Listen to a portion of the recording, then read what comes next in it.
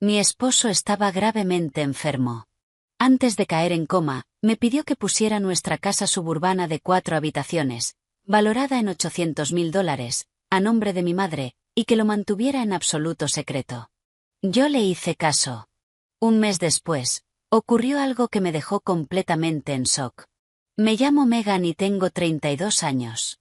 Si alguien me preguntara qué momento recordaré por el resto de mi vida, no diría que fue el día de mi boda ni el día en que nació mi hija, sino aquella tarde, sentada en una habitación helada de hospital, escuchando el pitido monótono de las máquinas, mientras miraba a mi esposo en la cama, con el rostro tan pálido como el de alguien que acababa de sobrevivir a una tormenta devastadora. John, mi esposo, yacía allí. Tenía una vía intravenosa en el dorso de la mano y electrodos del monitor cardíaco pegados al pecho. Y al otro lado de la puerta, los médicos preparaban los informes para una cirugía cerebral que hacía que me temblaran las piernas solo de oír hablar de ella. Sin embargo, su mirada estaba extraordinariamente lúcida. Me miraba sin llorar, sin quejarse, solo apretándome suavemente la mano, como si quisiera recordarme que debía mantener la calma. Todo había empezado una semana antes. Al principio, John solo se quejaba de dolores de cabeza. Decía que seguramente era estrés por los últimos meses. Su empresa de contratista tenía muchos pedidos, y cada noche se quedaba hasta tarde revisando documentos. Yo insistí en que fuera al médico, pero él se lo tomó a broma. Un simple dolor de cabeza no es nada, cariño. Una buena noche de sueño y se me pasará. Pero el dolor no se detuvo. Un día, mientras cenábamos, se le cayó el tenedor, se agarró la frente y se le fue todo el color de la cara. Otro día, al salir del baño, tuvo que apoyarse contra la pared porque de repente se le nubló la vista. Empecé a asustarme. Pero lo que realmente me alarmó fue la noche en que John estaba cargando a nuestra hija Lily, a quien llamamos Lily Bug, en casa. Ella se reía, con sus bracitos alrededor del cuello de su padre, rogándole que jugara y la hiciera volar por la sala. John apenas había dado 2 vueltas cuando su cuerpo se detuvo en seco. Antes de que yo pudiera preguntarle qué pasaba, tropezó, agarrándose la cabeza con una mano e intentando sostener a la niña con la otra. Corrí para atrapar a Lily. Justo después, John se desplomó en el suelo. El golpe seco de sus rodillas contra la madera hizo que se me parara el corazón. Lily rompió a llorar aterrada. «Mamá, ¿qué le pasa a papá?».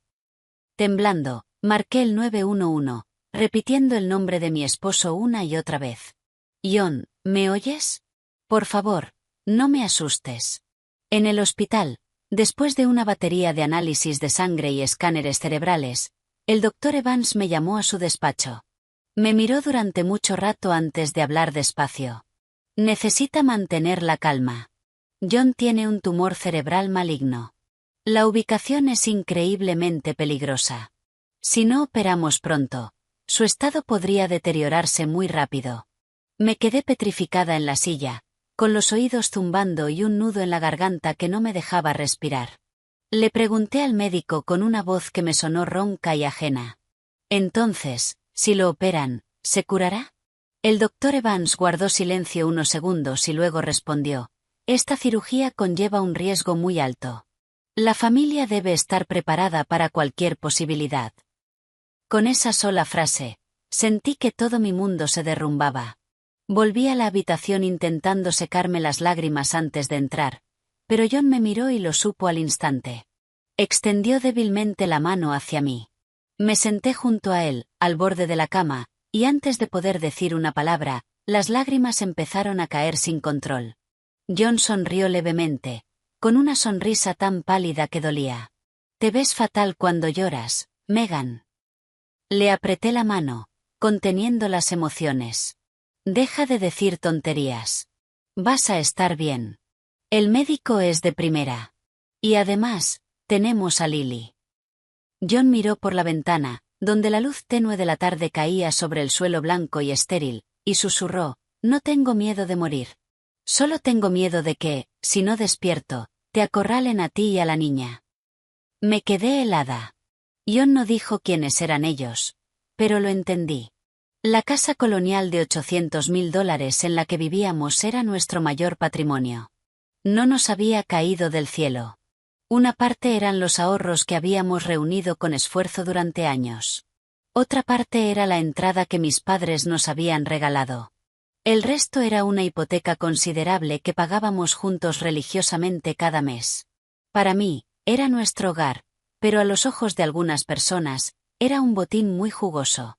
Mi suegra, Margaret, nunca había querido de verdad a Lily. No le pegaba ni le gritaba delante de desconocidos, pero sus palabras a menudo pinchaban como agujas. Una vez, durante un asado de domingo, Lily le dijo a su abuela que cuando creciera quería ser doctora para cuidar de sus padres. Margaret solo torció la cara. Las hijas se casan y se van. Esta casa, al final, tendrá que depender de un nieto varón. John golpeó la mesa con el tenedor, con el rostro completamente serio. Pero para mantener la paz, solo dijo: «Mamá, no digas cosas así delante de la niña». Tumbado en la cama del hospital, John probablemente lo había pensado todo. Tiró de mi mano para acercarme. Su voz era débil, pero cada palabra era clara. «Si me pasa algo, mi madre no te dejará en paz. Dirán que la casa pertenece a su hijo. Afirmarán que debe quedarse en la familia y te presionarán para que entregues la escritura. Si cedes, lo perderás todo». Negué con la cabeza, con las lágrimas cayendo sobre el dorso de su mano. «No hables como si no fueras a volver». John me miró con una mezcla de ternura y absoluta gravedad. «Escúchame. Tienes que poner la casa a nombre de tu madre. Susan ama de verdad a Lily. La mantendrá a salvo para nuestra hija. Ella no te traicionaría». Lo miré atónita. Poner la casa a nombre de mi madre justo antes de la operación sonaba tan repentino como abrumador.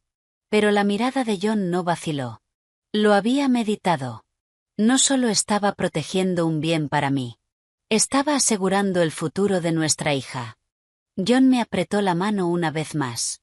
Fuera, una enfermera se preparaba para llevárselo a más pruebas preoperatorias. Me miró directamente a los ojos. Su voz se apagaba, pero cada sílaba me atravesó el corazón. «Megan, escúchame. Hazlo hoy. Y por el amor de Dios, no se lo digas a nadie de mi familia». Miré a John durante mucho rato, con la mente hecha un caos. Aquella casa no era solo una propiedad, ni mucho menos una cifra en un papel. Era el lugar donde habíamos elegido juntos cada azulejo, el color de pintura del dormitorio principal, las cortinas del cuarto de Lily. La primera noche que nos mudamos, John hizo girar a nuestra hija por la sala vacía y se rió. «A partir de ahora, este es nuestro pequeño nido». Y ahora me estaba pidiendo que pusiera en secreto ese nido a nombre de mi madre. Al ver mi silencio, John volvió a apretarme la mano. Sus fuerzas se estaban apagando, pero su mente seguía afilada. Habló despacio. «Megan, sé lo que estás pensando. No es que quiera ponerte en contra de mi familia. Es para proteger a nuestra hija de su codicia». Bajé la cabeza, con las lágrimas cayendo sobre las sábanas blancas. Cuanto más calmado estaba él, más me dolía. El hombre que estaba a punto de entrar en una cirugía cerebral de vida o muerte se preocupaba por asegurar el futuro de su esposa y su hija. Solo pensarlo me hacía sentir que me asfixiaba. En realidad, John no estaba equivocado. Yo ya había visto a mi suegra husmear muchas veces entre los papeles de la casa. Margaret nunca preguntaba de forma grosera, pero siempre sabía cómo soltar indirectas incómodas. Una vez, mientras nos visitaba, se paró frente al archivador de nuestra oficina en casa, fingiendo quitar el polvo, y preguntó: «¿Dónde guardan ustedes la escritura de la casa? ¿A nombre de quién está? ¿Cuánto les queda por pagar de hipoteca?». Yo solo sonreí para quitarle importancia, diciendo: «John se encarga de todo el papeleo». Al oír eso, ella soltó una mueca de desprecio. «Los bienes que gana un hijo, su familia tiene que conocerlos. Demasiados papeles en manos de una mujer solo traen problemas». Otra vez, durante una cena de acción de gracias en casa de mis suegros, Margaret soltó una indirecta pasivo-agresiva delante de todos los parientes. «Las nueras de hoy en día son demasiado listas. Si la familia del esposo no tiene cuidado, lo pierde todo. Los bienes de un hijo deberían administrarlos sus padres. Es lo correcto». En ese momento, John dejó caer los cubiertos y fulminó a su madre con la mirada. Mamá, nosotros nos ocupamos de nuestra propia casa. No uses lo correcto como excusa para hablar de mis finanzas. Margaret se calló, pero desde aquel día, su mirada hacia mí fue helada. Saqué el teléfono y llamé a mi madre. Al oír su voz, apenas pude contenerme. Le conté lo de la enfermedad de John, lo que había dicho el médico, y con la voz rota, le transmití la petición de John. Hubo un largo silencio al otro lado. Oí la respiración temblorosa de mi madre y el sonido de una silla arrastrándose contra el suelo. Mi madre quería a John como a un hijo. La noticia del tumor ya era suficiente para dejarla en shock, y mucho más una petición tan seria. Un momento después, mi madre habló, con la voz quebrada pero firme. Si pongo la casa a mi nombre, no es para quitártela. Es para asegurar tu futuro. Si John, estando en pleno uso de sus facultades, te ha pedido que hagas esto, es porque conoce a su familia mejor que nadie. Rompí a llorar. Mi madre continuó, tenemos que hacerlo perfectamente conforme a la ley, palabra por palabra, para que después nadie pueda demandarte ni acusarte de nada. Esa misma tarde, mi madre contactó con un abogado, el señor Peterson, un viejo amigo de mi padre. El señor Peterson llegó rápido al hospital con su maletín de cuero y una expresión sombría. No se apresuró. Interrogó a John en detalle sobre cada punto, desde su estado de salud y su deseo de transferir la propiedad mediante una escritura de renuncia rápida a un fideicomiso, hasta el origen de los fondos de la casa y si estaba siendo coaccionado.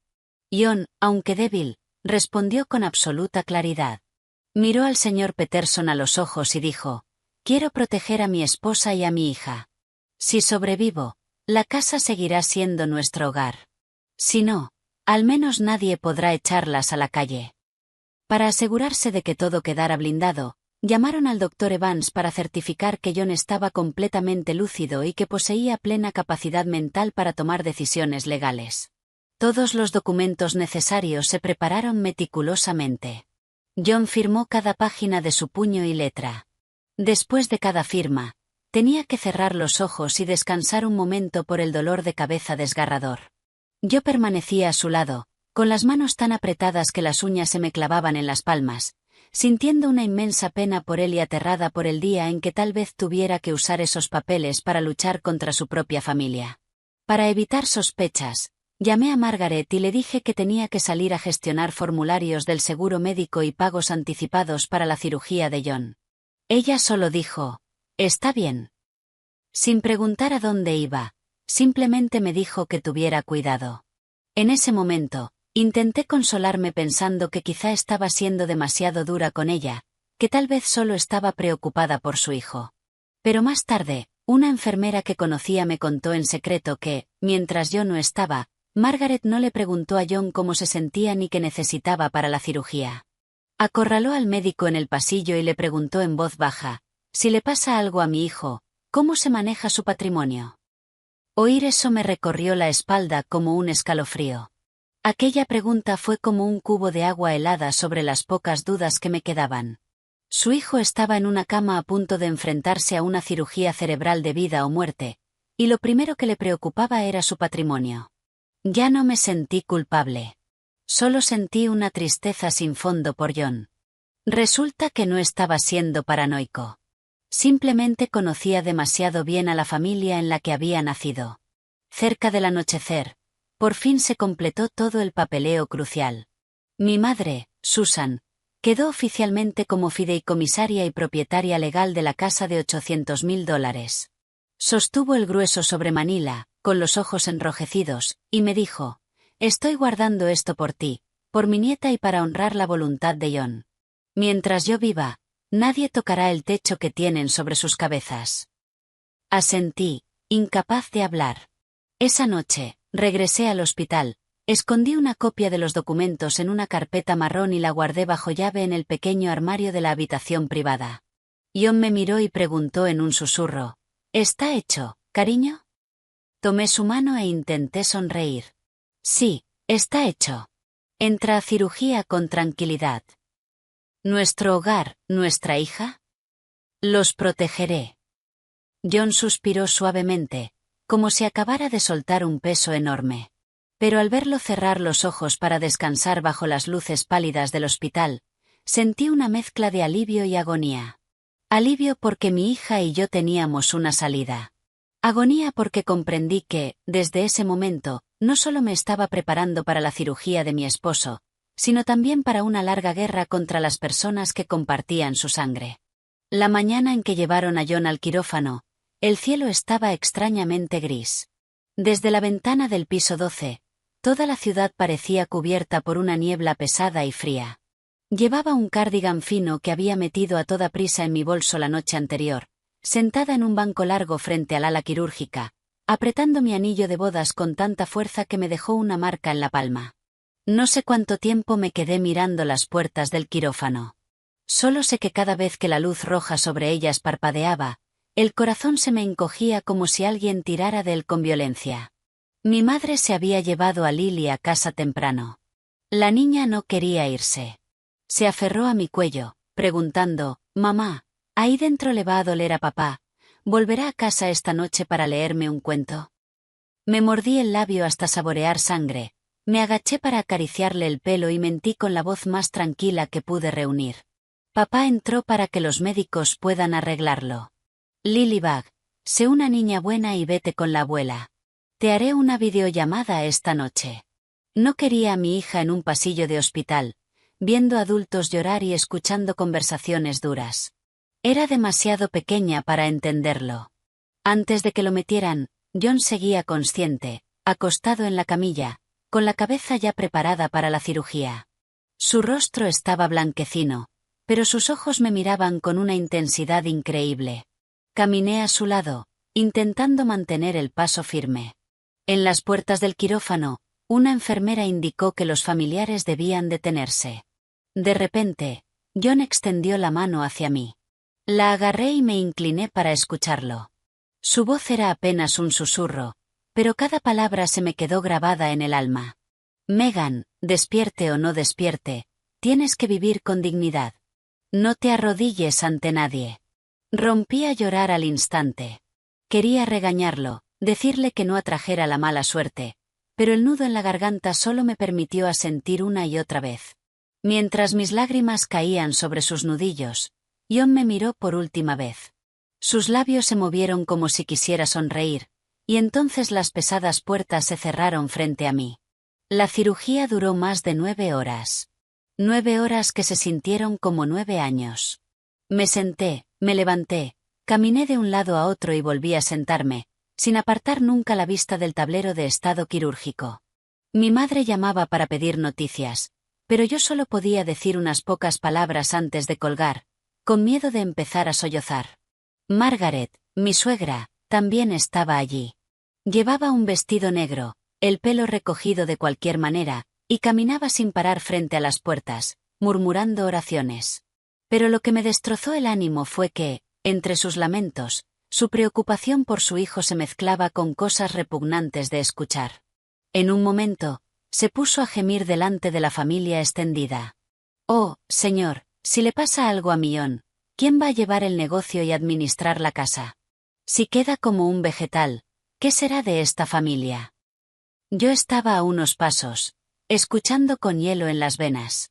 Su hijo bailaba al borde del abismo. Y aún así, en su llanto, oí claramente las palabras casa y negocio. Henry, mi suegro, no estaba llorando. Estaba en la escalera fumando un cigarrillo tras otro. El olor a tabaco se le pegaba a la ropa. De vez en cuando, llamaba a Tyler, el hermano menor de John. Escuché un fragmento al pasar. «Tú vuelve primero. Esta noche toda la familia tiene que sentarse a hablar. Esto no es sencillo». Hablaba en un tono bajo y urgente. Me detuve un segundo y luego me alejé en silencio. No tenía fuerzas para darle demasiadas vueltas en ese momento, pero una profunda inquietud se me instaló en los huesos.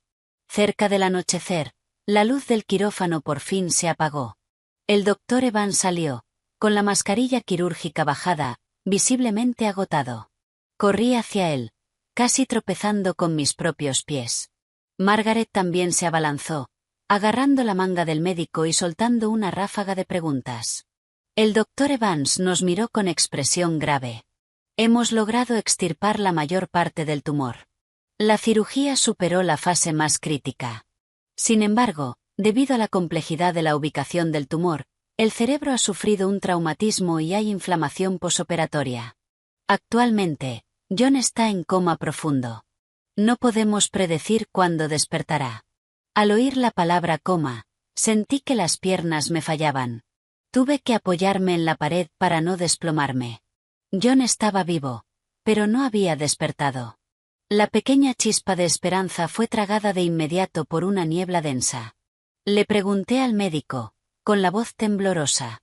Entonces, ¿puede oírnos? ¿Sabe que estamos a su lado? El médico me miró con algo más de suavidad. Hay casos en los que los pacientes reaccionan a sonidos familiares. Siga hablándole.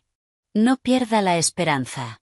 Apenas había empezado a asimilarlo cuando Margaret se giró de golpe para mirarme. Tenía el rostro empapado en lágrimas, pero sus ojos estaban afilados como dagas.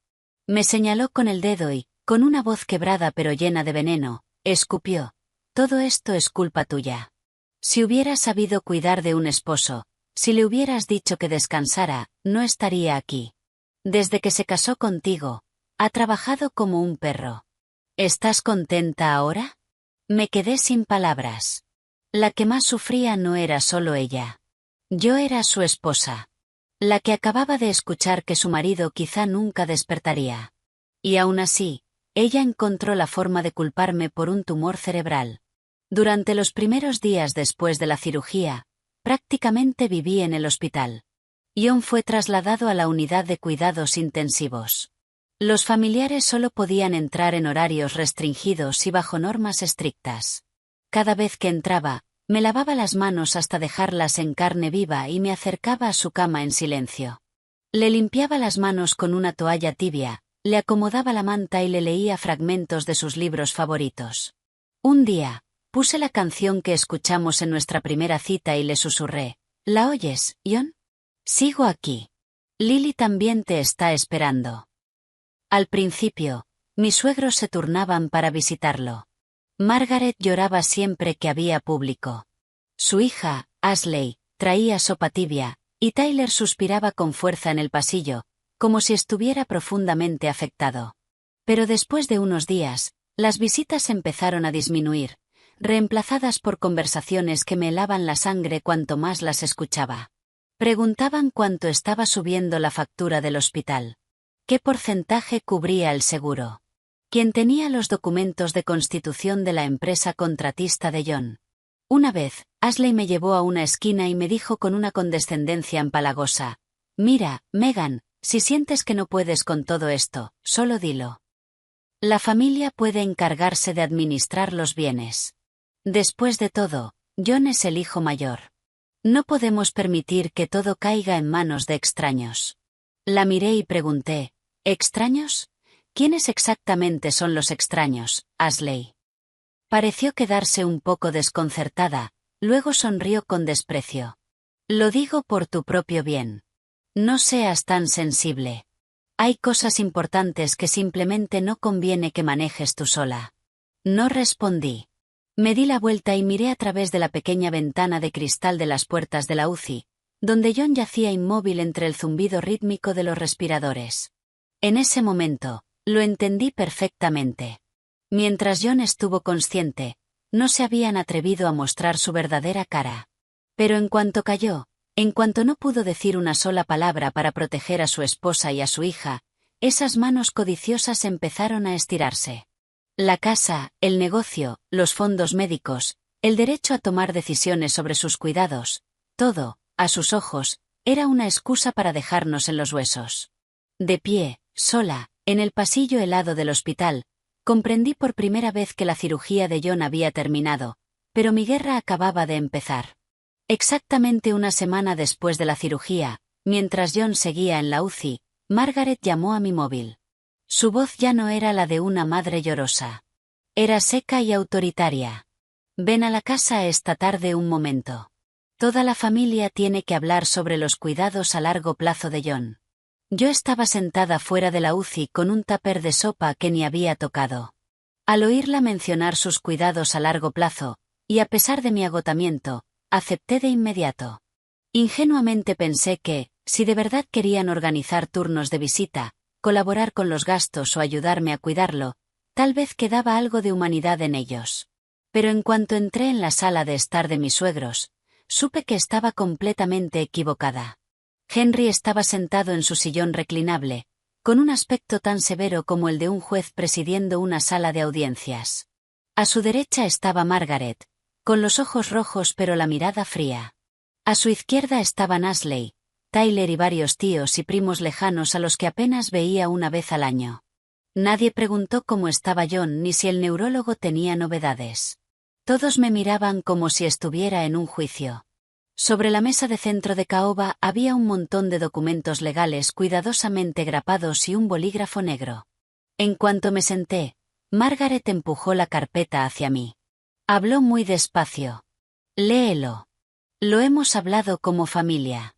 A partir de ahora, tienes que entregar la escritura y el control de tu casa a su padre. John está allí tirado en coma. Dios sabe cuándo despertará.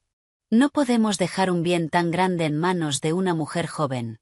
Bajé la mirada hacia los papeles y sentí que se me formaba un nudo en la garganta. Era un poder notarial y un acuerdo de administración de propiedad que afirmaba que yo cedía voluntariamente el control de la escritura de la casa a Henry, permitiéndole administrarla en nombre de John y obligándome legalmente a no vender, alquilar, hipotecar ni transferir la propiedad sin el consentimiento de la familia paterna. Cada línea era como una cuchilla deslizándose ante mis ojos. John seguía vivo. Seguía respirando gracias a las máquinas, y ellos ya estaban allí sentados redactando documentos legales para repartirse nuestro hogar. Margaret se ajustó el pañuelo alrededor del cuello y dijo con un tono moralista repugnante: John es hijo de esta familia. Si está enfermo, sus bienes deben ser protegidos por sus padres. Tú eres su esposa, y agradecemos que lo cuides, pero el dinero es un asunto serio. No podemos dejar que las emociones se interpongan. La miré, luchando por mantener la voz firme. ¿Y por qué exactamente necesitan protegerlo ustedes? Apenas terminé la pregunta cuando Tyler soltó una carcajada burlona. Estaba sentado con las piernas cruzadas, lanzando las llaves del coche en la mano, impaciente, como si esperara su turno para testificar. Parece que no lo entiendes, cuñada. Dejar una casa grande así vacía es un desperdicio. La vendemos e invertimos el dinero en mi proyecto de suministros de construcción. Tengo un proveedor brutal preparado. En unos meses moviendo inventario, ganaremos mucho más que dejándolo sentado en un banco. Que John esté en el hospital cuesta una fortuna. El dinero tiene que producir dinero. No vamos a conservar una casa solo para mirarla. Miré a Tyler, incapaz de creer lo que estaba escuchando. Resultaba que hablar de los cuidados a largo plazo de John significaba liquidar su hogar para financiar el arriesgado negocio de su hermano. Su hermano mayor estaba en coma, y él ya planeaba usar el refugio de su familia como capital inicial. Pregunté en voz baja: ¿y si tu negocio se hunde? Tyler frunció el ceño. En los negocios hay que correr riesgos. Por eso tú estás estancada. Piensas demasiado pequeño. Ashley, sentada a su lado, intervino con un tono dulce pero venenoso. Megan, sinceramente, eres mujer y solo tienes a la pequeña Lily. Administrar un patrimonio enorme te convierte en blanco de estafadores. Y si John no se recupera, eres joven. ¿Qué pasa si te vuelves a casar? Entonces la riqueza de la familia cae en manos de un extraño. Un tío abuelo asintió con aprobación y añadió: es verdad. Con las viudas jóvenes, nunca se sabe. Hay que pensar primero en la línea de sangre. Al oír eso, las manos que tenía apoyadas sobre las rodillas se me quedaron heladas. No me veían como la esposa de John. Ni siquiera veían a Lily como su propia sangre solo porque era una niña. A sus ojos, nosotras éramos solo dos inquilinas temporales en aquella casa, esperando a que John se consumiera para poder echarnos a la calle. Miré cada rostro de aquella habitación y me pregunté cuánto destruiría a John oír esas palabras si estuviera plenamente consciente. Al ver mi silencio, Margaret pensó que estaba cediendo. Tomó el bolígrafo, lo colocó sobre los documentos y los empujó más cerca de mí. Firma. Si firmas, esta familia seguirá considerándote una nuera. No te trataremos mal ni a ti ni a tu hija, pero tienes que ser razonable. Una mujer que vive en la casa de su marido, lo más importante es que sepa obedecer. Bajé la mirada hacia el bolígrafo, sintiendo una mezcla tóxica de rabia y frialdad absoluta. Por fuera, intenté parecer confundida. Metí la mano en el bolsillo de mi cardigan, activé discretamente la grabadora de voz de mi iPhone y luego levanté la vista. Hablé suavemente. Esta es una decisión muy importante. Necesito tiempo para pensarlo. John sigue en el hospital. No puedo decidir esto sola ahora mismo. Henry golpeó la mesa con el puño. ¿A quién más vas a preguntarle? Tu esposo es un vegetal. ¿Crees que puede responderte? Estamos aquí para ayudarte y tú te haces la difícil. Tyler se inclinó hacia adelante, con un tono cada vez más amenazante. No creas que porque tu nombre aparece en algunos papeles ya ganaste. Si mi hermano despierta, también tendrá que hacer lo que digan mis padres. Y si no despierta, dejó la frase en el aire, pero sus ojos lo dijeron todo. Un escalofrío me recorrió la espalda, pero apreté la mandíbula y guardé silencio. De repente, Margaret se puso de pie de un salto. La falsa cortesía desapareció. Señaló con el dedo a centímetros de mi rostro, con su voz chillona resonando contra las paredes del comedor. No creas que porque John estaba loco por ti la casa es tuya. Todavía no está muerto, pero esta familia tiene que planificar con anticipación. Si eres lista, firmarás. No nos obligues a bajar a ese hospital y sacarte de allí arrastrándote del pelo. La miré, con el corazón dolorido, pero la mente extrañamente clara. La grabadora seguía funcionando en mi bolsillo. Cada amenaza había quedado registrada. Me levanté, tomé mi bolso y asentí levemente. Si hoy solo hemos podido hablar de bienes raíces y nadie se ha molestado en preguntar si John está bien, entonces vuelvo al hospital. Mi esposo me está esperando. Nadie me acompañó hasta la puerta. Detrás de mí, la voz de Margaret seguía resonando, cargada de desprecio. Ya veremos cuánto aguantas. Salí a la calle. Ya estaba oscuro y el viento cortante me golpeó la cara, pero por dentro ya no temblaba. Sabía que, desde ese momento, las máscaras habían caído y yo no tenía absolutamente ninguna razón para contenerme. 3 días después de aquella horrible reunión familiar, yo seguía en el hospital. Esa mañana, una llovizna fría se filtraba por las ventanas, haciendo que el pasillo de la UCI pareciera aún más lúgubre. Acababa de cambiar el recipiente de agua tibia que usaba para limpiar las manos de John, susurrándole mis actualizaciones de siempre al oído. Ya has dormido bastante, dormilón.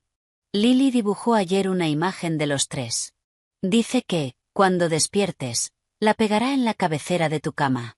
John seguía completamente quieto, con el rostro notablemente más delgado, los labios pálidos y las pestañas descansando pacíficamente bajo la dura luz fluorescente, pero yo seguía creyendo que podía oírme.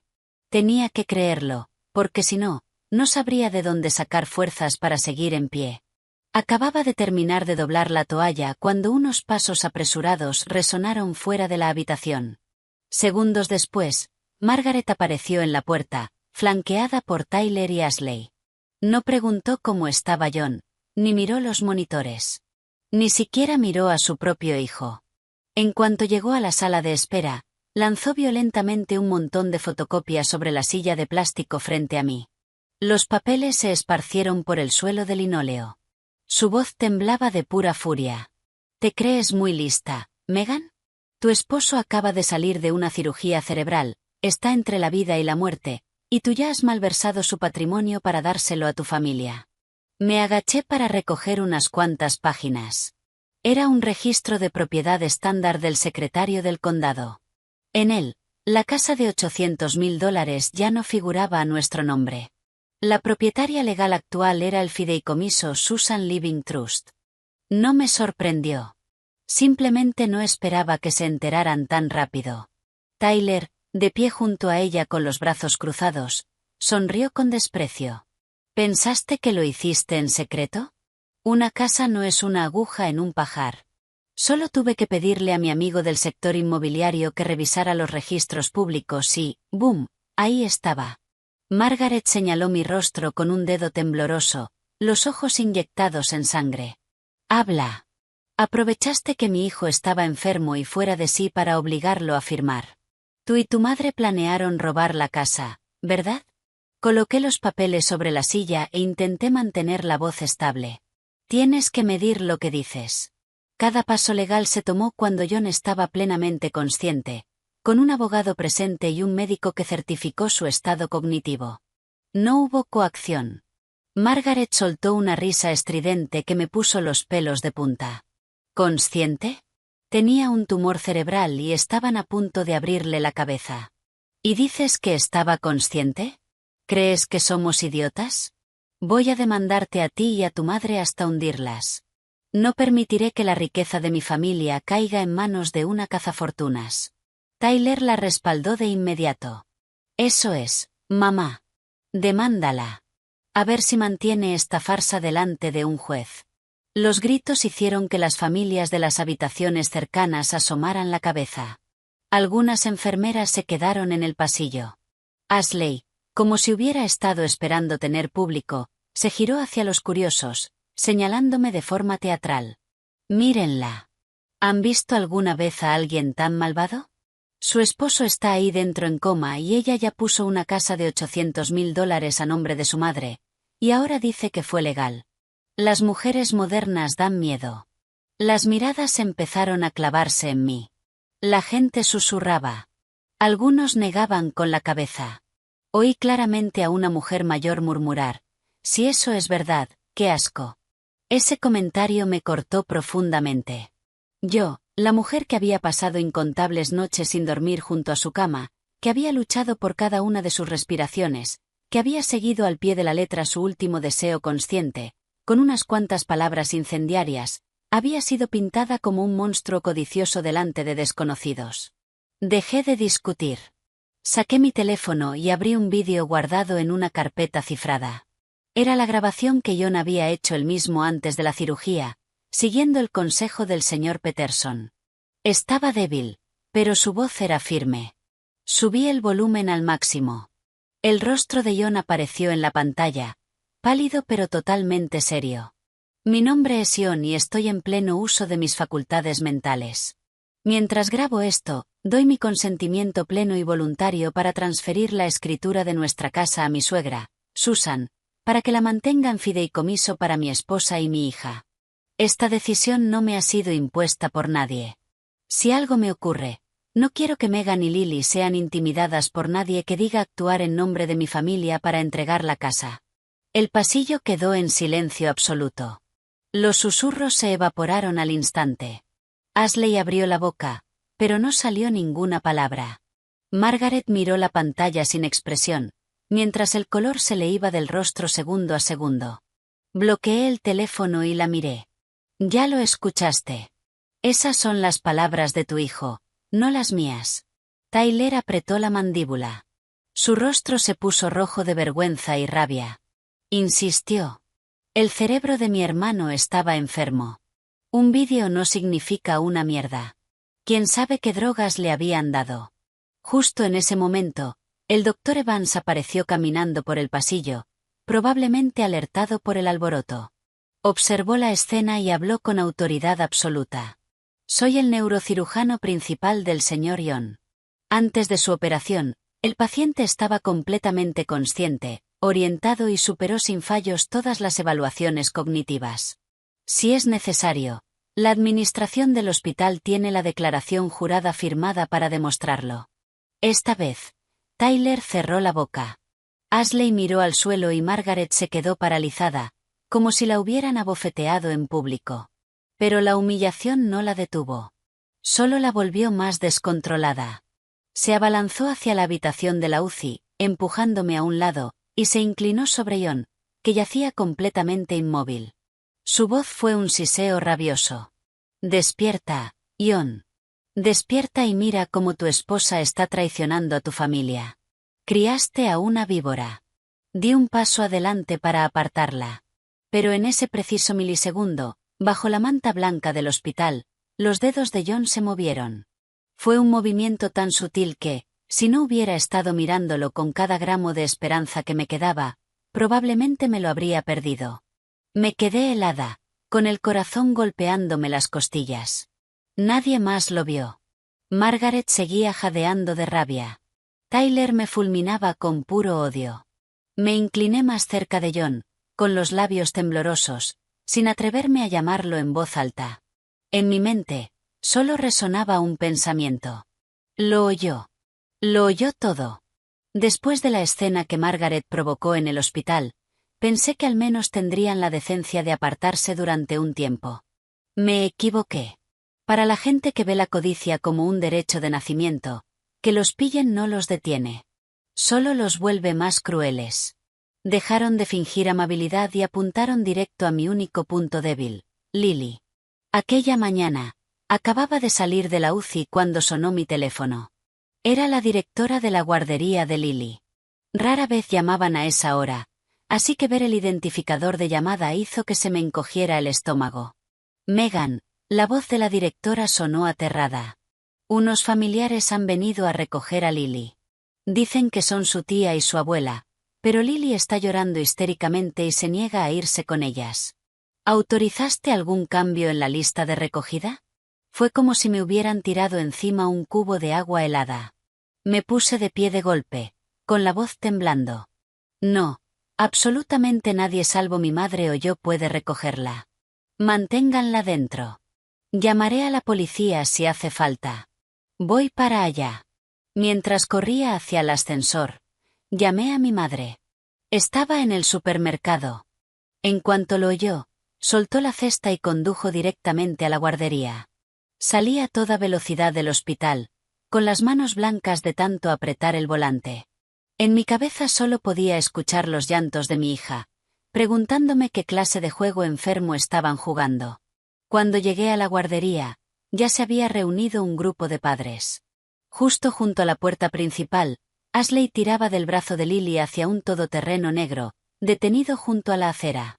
La cara de mi hija estaba roja de tanto gritar, y se agarraba a la valla metálica con sus dos manitas, sollozando histéricamente. No quiero irme con la tía.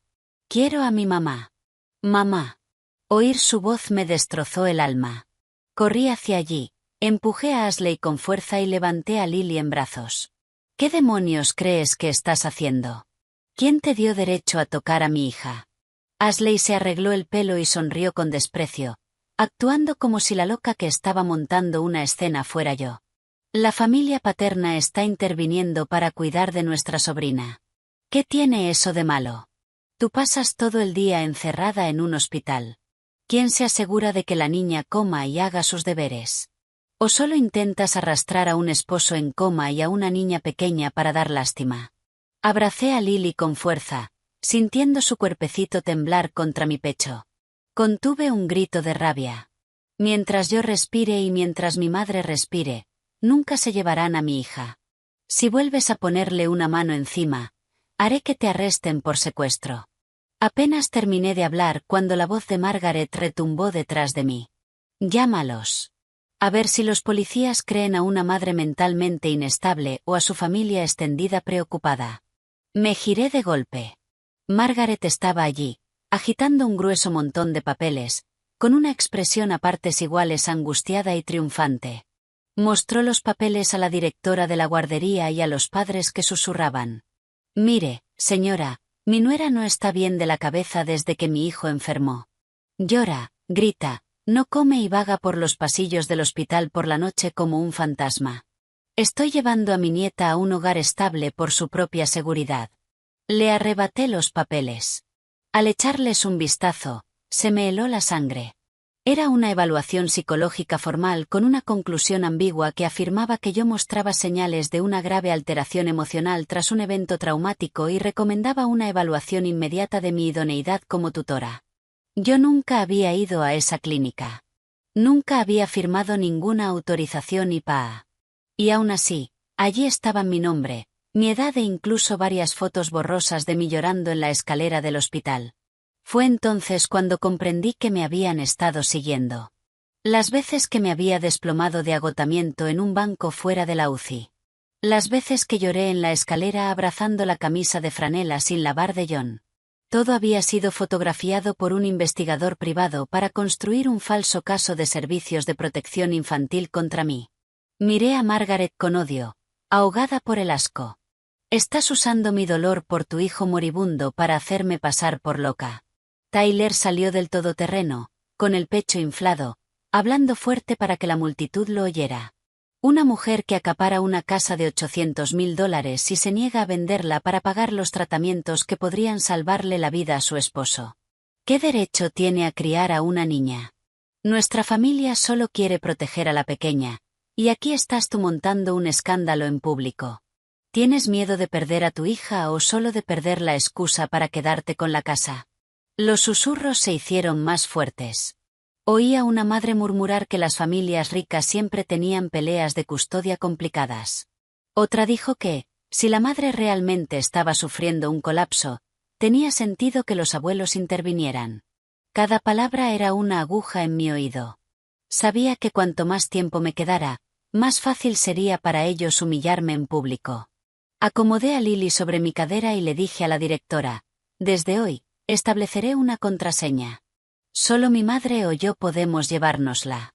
Si estas personas vuelven a aparecer, llamen al 911 de inmediato. Me giré para caminar hacia mi coche, pero Margaret se abalanzó y me agarró del brazo. Yo simplemente tiré del brazo para apartarla de Lily. Pero al instante, Margaret se llevó las manos al pecho, se tiró al suelo de cemento y gimió teatralmente. Oh, Dios mío, la nuera está golpeando a su suegra para robarse a la niña. Que alguien me ayude. Mi hijo se está muriendo y su esposa ha perdido la cabeza. Me quedé paralizada. Ashley corrió al lado de su madre mientras Tyler gritaba, «Graben esto. Todos, saquen los teléfonos para tener pruebas». En cuestión de segundos, media docena de hipones apuntaban hacia mí. Con mi hija aterrorizada en brazos, en medio de un estacionamiento, sentí una ola tóxica de rabia y humillación profunda. Completamente incapaz de defenderme, Lily hundió la cara en mi cuello, sollozando. «Mamá, tengo miedo». Esa misma tarde, un vídeo convenientemente editado se volvió viral en grupos locales de Facebook. Solo dejaron la parte en la que yo retiraba el brazo de golpe y Margaret se desplomaba en el suelo, gimiendo.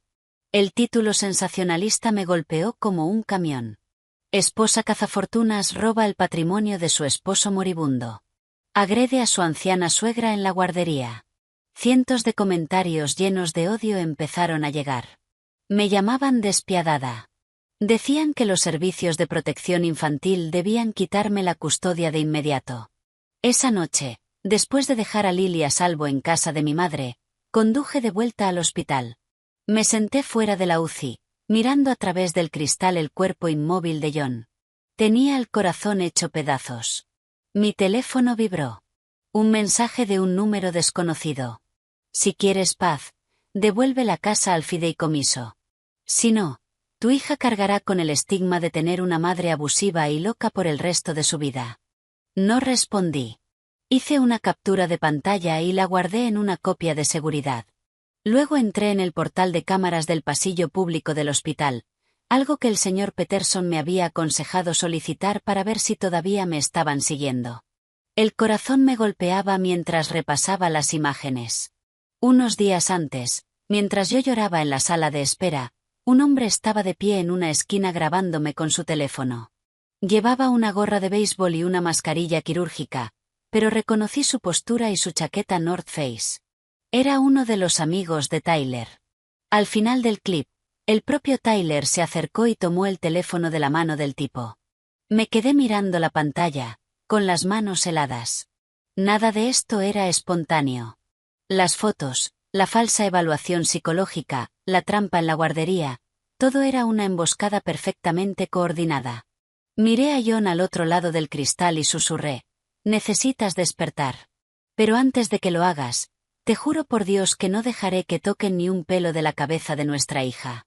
Aquella noche, el hospital estaba inquietantemente silencioso. Alrededor de las 2 de la madrugada, El pasillo de la UCI solo estaba iluminado por las duras luces fluorescentes que rebotaban en los suelos encerados.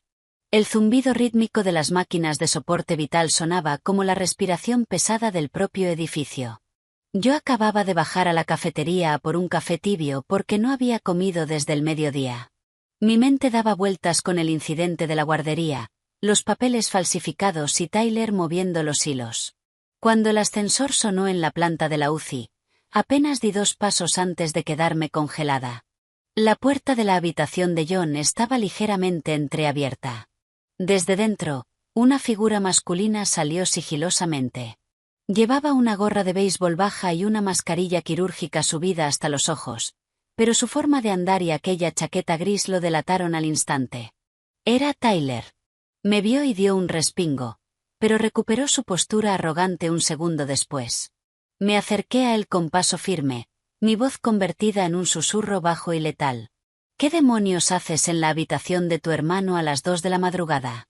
Tyler se encogió de hombros, se bajó la mascarilla y sonrió con suficiencia. Solo visitaba a mi hermano mayor. ¿Por qué estás tan paranoica? ¿O es que su propia sangre ya no puede verlo? Lo miré directamente a los ojos. Su mirada no era la de un hermano afligido. Era evasiva, apresurada, la mirada de un criminal atrapado con las manos en la masa. No discutí. Pasé empujándolo y entré en la habitación. Un segundo después, el vaso de café se me resbaló de las manos y se derramó por todo el suelo.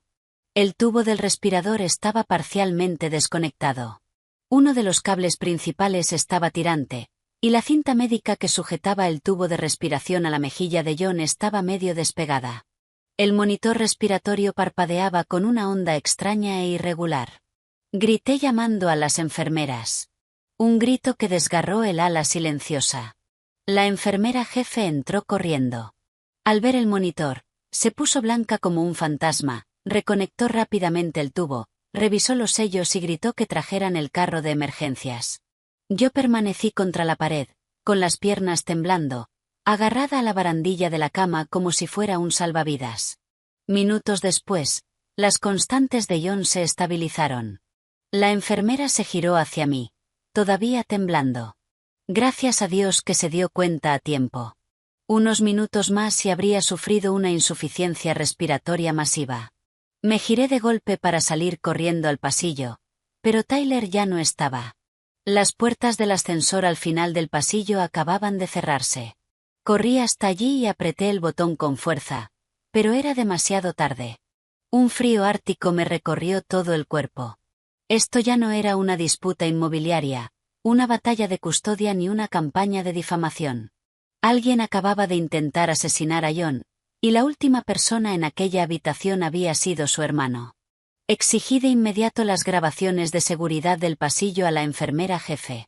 El supervisor nocturno me dijo que no podrían revisar los registros hasta el turno de la mañana. No pegué ojo. Me senté toda la noche fuera de las puertas de cristal, viendo respirar a John. A la mañana siguiente, cuando exigí las imágenes, el encargado de informática me miró con gesto de disculpa. Lo siento mucho, señora, pero esa cámara concreta sufrió un fallo de software entre la 1:30 y las 2:15 de la madrugada. Los datos de esa franja no se grabaron en el servidor. Me quedé mirando al hombre, sintiendo un peso aplastante en el pecho. ¿Un fallo? ¡Qué coincidencia tan milagrosa! Justo cuando Tyler aparece, justo cuando el respirador falla, casualmente la cámara deja de funcionar. No monté una escena. Sabía que, sin pruebas contundentes, Tyler solo se reiría en mi cara y presentaría una demanda por difamación. Pero desde ese momento, una verdad aterradora se instaló en mí. John no estaba seguro, ni siquiera en un hospital. Más tarde esa tarde, mientras caminaba de un lado a otro en la escalera hablando por teléfono con el señor Peterson, un conserje anciano que estaba vaciando los cubos de basura se detuvo, miró alrededor con nerviosismo y me hizo una señal para que bajara unos escalones. En voz baja, dijo: «Usted es la esposa del paciente de la habitación 1208, ¿verdad?» Asentí. El anciano se mordió el labio y murmuró: «Anoche, mientras fregaba, vi a su cuñado discutiendo con un médico al final del pasillo. Hablaban bajo, pero vi a su cuñado meter un sobre blanco y grueso en el bolsillo de la bata del médico. El corazón me martilló en la garganta. ¿Qué médico, señor? El conserje pensó un segundo. Creo que era el residente asistente que participó en la cirugía de su esposo. El alto con gafas que hace las rondas con el doctor Evans. Le di las gracias y le supliqué que no se lo contara a nadie más. Al volver al pasillo, vi a ese mismo médico salir de la sala de descanso. Nuestras miradas se cruzaron durante una fracción de segundo, y él inmediatamente bajó la vista al suelo y se escabulló. Volví a llamar al señor Peterson y le conté todo. Esa noche, él contrató a un investigador privado para revisar las finanzas de Tyler. El informe llegó más rápido y fue mucho más aterrador de lo que yo habría imaginado. Tyler se estaba ahogando en una deuda de $400.000 con casas de apuestas deportivas extranjeras y prestamistas locales. Los cobradores ya habían aparecido en su almacén de suministros de construcción, le habían destrozado el inventario y le habían enviado mensajes amenazando con que, si no pagaba en 30 días, toda su familia acabaría en bolsas para cadáveres. Sostuve el correo impreso de mi abogado con las manos heladas. Ahora entendía la desesperación psicótica de Tyler por vender la casa. No había ninguna oportunidad de inversión. Era dinero de rescate para salvar sus propias rodillas. Y si estaba dispuesto a desconectar el respirador de su hermano para salir de sus deudas, no había límite para lo que esa gente podía hacer. Esa tarde, cuando pasé por nuestra casa para recoger más ropa limpia para John, escuché por accidente a Tyler y Ashley hablando en la sala. Me quedé congelada detrás de la puerta principal, conteniendo la respiración. Tyler siseó. Mientras John siga como un vegetal, tarde o temprano un juez nos dará la casa. Ashley respondió, con la voz fría como el hielo. No seas idiota. Tenemos que presionar a Megan para que la entregue voluntariamente. Así nuestras manos quedan limpias. Si haces una estupidez y se mete la policía, todos caemos. Me quedé paralizada en la entrada. El hombre al que John llamaba hermano, que comía en nuestra mesa y a quien John le había prestado dinero para iniciar su negocio, esperaba activamente que siguiera con muerte cerebral para liquidar su vida. Y Ashley, que siempre hacía de hermana cariñosa, estaba planeando de forma clínica cómo romperme. Me tapé la boca para ahogar un sollozo. Mientras retrocedía desde la puerta, mi teléfono vibró. Era el señor Peterson. Su voz sonaba más grave de lo habitual. Megan, escucha con atención. Acabo de recibir aviso de un empleado del Tribunal Testamentario. Alguien está presentando en secreto una petición de emergencia para declarar a John incapacitado permanentemente y establecer una tutela legal. Si un juez la concede, usarán su condición de familiares directos para tomar el control de todo su patrimonio y de todas las decisiones médicas. Cerré los ojos, sintiendo que el suelo desaparecía bajo mis pies. No solo querían que John siguiera dormido. Querían usar su coma para convertirlo en un sello de goma silencioso, legalizando el robo de todo lo que poseía y desconectándolo si se convertía en una molestia. De pie en la oscuridad, apreté el teléfono y me juré a mí misma que no me rompería, porque si lo hacía, se tragarían a John y a mi hija enteros, sin dejar rastro. Ven esta tarde para una reunión familiar. Ya no puedes tomar decisiones sobre John tú sola. Miré el mensaje durante mucho rato. Después de lo que había escuchado la noche anterior, sabía que aquello no era una reunión familiar. Era una emboscada. Estaban esperando a que entrara para quebrarme. Llamé de inmediato al señor Peterson. Al escuchar el plan, me dio una sola instrucción. Ve. Pero no vayas sola legalmente. Activa la ubicación compartida por GPS, y empieza a grabar en cuanto salgas del coche. Si te amenazan o intentan coaccionarte físicamente para que firmes, intervendré. Hice una pausa y luego respondí. Entendido. Esta vez quiero que lo digan todo en voz alta ellos mismos. Colgué, respiré hondo y guardé el teléfono. Ya no era la mujer que lloraba indefensa en el pasillo de un hospital. Esa tarde, al entrar en la casa de mis suegros, la escena me heló la sangre. El comedor formal estaba lleno de parientes paternos, algunos conocidos, otros desconocidos, todos mirándome con ojos acusadores. Bajo el enorme reloj de pie y los austeros retratos familiares, la larga mesa de caoba estaba dispuesta como un tribunal. En el centro había una gruesa pila de documentos legales y un bolígrafo. Henry estaba sentado en la cabecera de la mesa, con la espalda recta, llevando en el rostro la expresión de un verdugo. A su lado estaba Margaret, con los ojos hinchados pero los labios apretados en una línea dura y decidida. Tyler y Ashley estaban de pie a cada lado, como porteros de discoteca. Antes incluso de dejar el bolso, Henry ladró. «Quédate ahí. ¿Cuánto tiempo más piensas mantener secuestrado el patrimonio de John?» Miré alrededor, sintiendo las miradas heladas clavándose en mí. Ni una sola persona preguntó si John estaba vivo o muerto.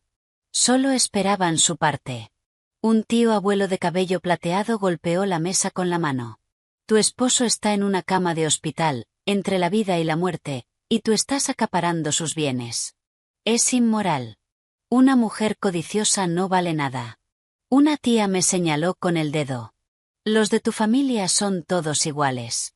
Cuando el marido está sano, todos son sonrisas. En cuanto cae, desvían el dinero a la madre. ¿No temes el juicio de Dios?» Me quedé completamente quieta, asimilándolo todo. Días antes, habría temblado, habría llorado, les habría suplicado que entendieran. Pero en ese momento, cuanto más me insultaban, más fría me volvía. Hice una sola pregunta. ¿Me llamaron aquí para preguntar por la actividad cerebral de John o para obligarme a firmar un papel? La habitación quedó en silencio durante unos segundos. Entonces, furiosa, Margaret arrebató los papeles de la mesa y los lanzó a mis pies. «Firma, y todo esto desaparecerá».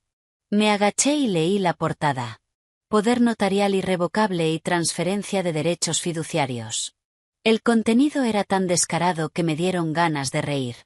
Exigía que yo reconociera que la casa de $800.000 era un bien de la familia paterna y que otorgara a Henry autoridad absoluta para administrar, vender o usar la propiedad como garantía mientras John estuviera incapacitado.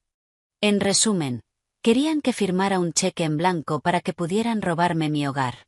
Levanté la vista y pregunté despacio, «¿Y si no firmo?» Tyler, apoyado contra el mueble de licores, soltó una risita. Sacó del bolsillo un montón de fotografías brillantes y las arrojó sobre la mesa. Se esparcieron frente a mí. Una era de Lily saliendo de la guardería con su botellita de agua. Otra era de mi madre eligiendo verduras en el supermercado. Una tercera era de mí dormida en una silla del hospital, con la chaqueta resbalando de mis hombros, completamente derrotada. Se me heló la sangre en las venas. Tyler se acercó, se inclinó y susurró con una voz baja y venenosa. «Si yo puedo hacer que te sigan, cualquiera puede llegar a ti. Si sigues resistiéndote, un día saldrás hacia tu coche y no sabrás quién está detrás de ti». Miré a Margaret. Esperé a que detuviera a su hijo, a que dijera una sola palabra de reprimenda. Nada. Se quedó sentada con el rostro frío como una piedra y dijo: «Una mujer necesita aprender a tener miedo para saber obedecer». Esa frase apagó la última chispa de empatía que me quedaba por esa familia. Saqué mi iPhone del bolsillo, subí el volumen al máximo y pulsé reproducir. Las voces de Tyler, Ashley y Margaret de mis grabaciones ocultas de los últimos días resonaron con absoluta claridad en el comedor. Desde su plan para usar la falsa evaluación psicológica hasta el susurro borracho de Tyler. Mientras John siga como un vegetal, tarde o temprano un juez nos dará la casa. Cada palabra, sonando bajo la mirada vigilante de sus retratos familiares, era un mazazo contra su falsa moralidad. La habitación quedó en silencio absoluto. Los parientes que acababan de insultarme se miraron entre sí, con el rostro cayéndoseles del shock. Henry permaneció rígido en su silla. Tyler se puso pálido y se abalanzó para quitarme el teléfono, pero di un paso atrás. Miré a Margaret directamente a los ojos. Mi voz no era alta, pero atravesó la sala como un cuchillo. ¿Estás preocupada por tu hijo o estás repartiéndote su herencia antes de que el monitor marque una línea plana? Margaret saltó de su silla. Su mano trazó un arco violento y una bofetada ardiente me golpeó la cara delante de todos. Toda la sala jadeó. Tenía la mejilla ardiendo y el oído zumbando, pero no derramé ni una sola lágrima. Giré lentamente la cabeza hacia ella y la miré. También guardaré esa bofetada para el informe policial. En ese preciso segundo, el timbre sonó con fuerza. Ashley corrió a abrir y se quedó congelada. El señor Peterson entró, flanqueado por 2 policías uniformados. Me miró, y su rostro se oscureció al ver la marca roja en mi mejilla. He recibido una señal de emergencia de mi clienta. Tenemos informes de coacción física para firmar documentos legales, extorsión y amenazas de daño físico. La atmósfera de la sala implosionó. Las personas que hacía un momento predicaban moral cerraron la boca por completo. Tyler retrocedió hacia una puerta lateral, con el rostro blanco como la tiza. Su teléfono empezó a vibrar frenéticamente en el bolsillo. Contestó con las manos temblando. No sé qué le dijeron, pero lo oí balbucear. Denme solo unos días más. Estoy liquidando una casa. Entonces su voz se quebró en puro pánico. No me toques. Conseguiré el dinero. Lo juro, no. Colgó, miró alrededor como un animal acorralado y de repente salió corriendo por la puerta trasera, huyendo de su propia casa. Su teléfono cayó al suelo. La pantalla seguía encendida, mostrando un último mensaje. Si no tenemos el dinero esta noche, nos llevamos un dedo. Después del caos en casa de mis suegros, nunca volví a poner un pie allí. Delegué toda comunicación legal al señor Peterson. Regresé al hospital, a mi vigilia silenciosa frente a la habitación de John. Los días se mezclaron entre el zumbido de los respiradores, el olor a lejía y mis miradas desesperadas a través del cristal hacia el hombre que amaba, inmóvil, como si estuviera atrapado en una pesadilla interminable. El día 41 después de la cirugía, el doctor Evans finalmente me permitió llevar a Lily para ver a su padre durante unos minutos.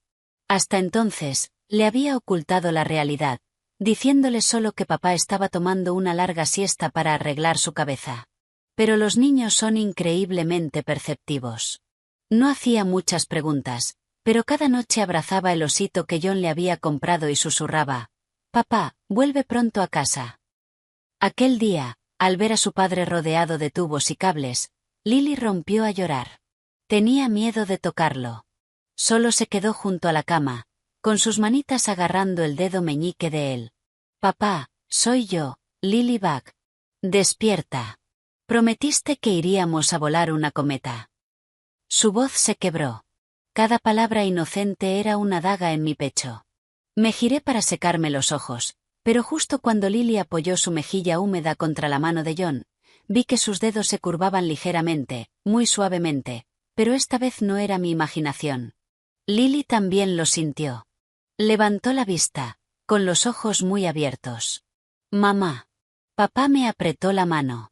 Prácticamente corrí hasta la estación de enfermería. El doctor Evans y la enfermera jefe entraron a toda prisa. Revisaron sus pupilas, probaron sus reflejos y pronunciaron su nombre en voz alta. El rostro del doctor Evans, normalmente tan reservado, se iluminó con una auténtica chispa de esperanza. Después de revisar el monitor del EEG, se giró hacia mí. «Esto es un indicador positivo enorme. El cerebro de John está empezando a procesar estímulos. Aún no podemos garantizar un plazo para que despierte por completo, pero esta respuesta neurológica es muchísimo mejor de lo que habíamos previsto». Me quedé quieta un segundo y luego me derrumbé, sollozando. No era el llanto desesperado y asfixiante de los primeros días, sino las lágrimas de alguien que había estado atrapada en una cueva y por fin veía una rendija de luz. Caí de rodillas y abracé a Lily. Ella también lloraba, pero entre sollozos repetía: «Papá me oyó, mamá. Va a volver, ¿verdad?». La noticia de que John estaba mostrando señales de recuperación llegó a mis suegros con una rapidez alarmante. Esa noche, Margaret apareció sin avisar con un termo de sopa caliente. Llevaba un vestido oscuro, el pelo cuidadosamente recogido, intentando proyectar la imagen de una madre afligida y entregada. En cuanto me vio, se secó los ojos secos con un pañuelo. «Traje sopa para John.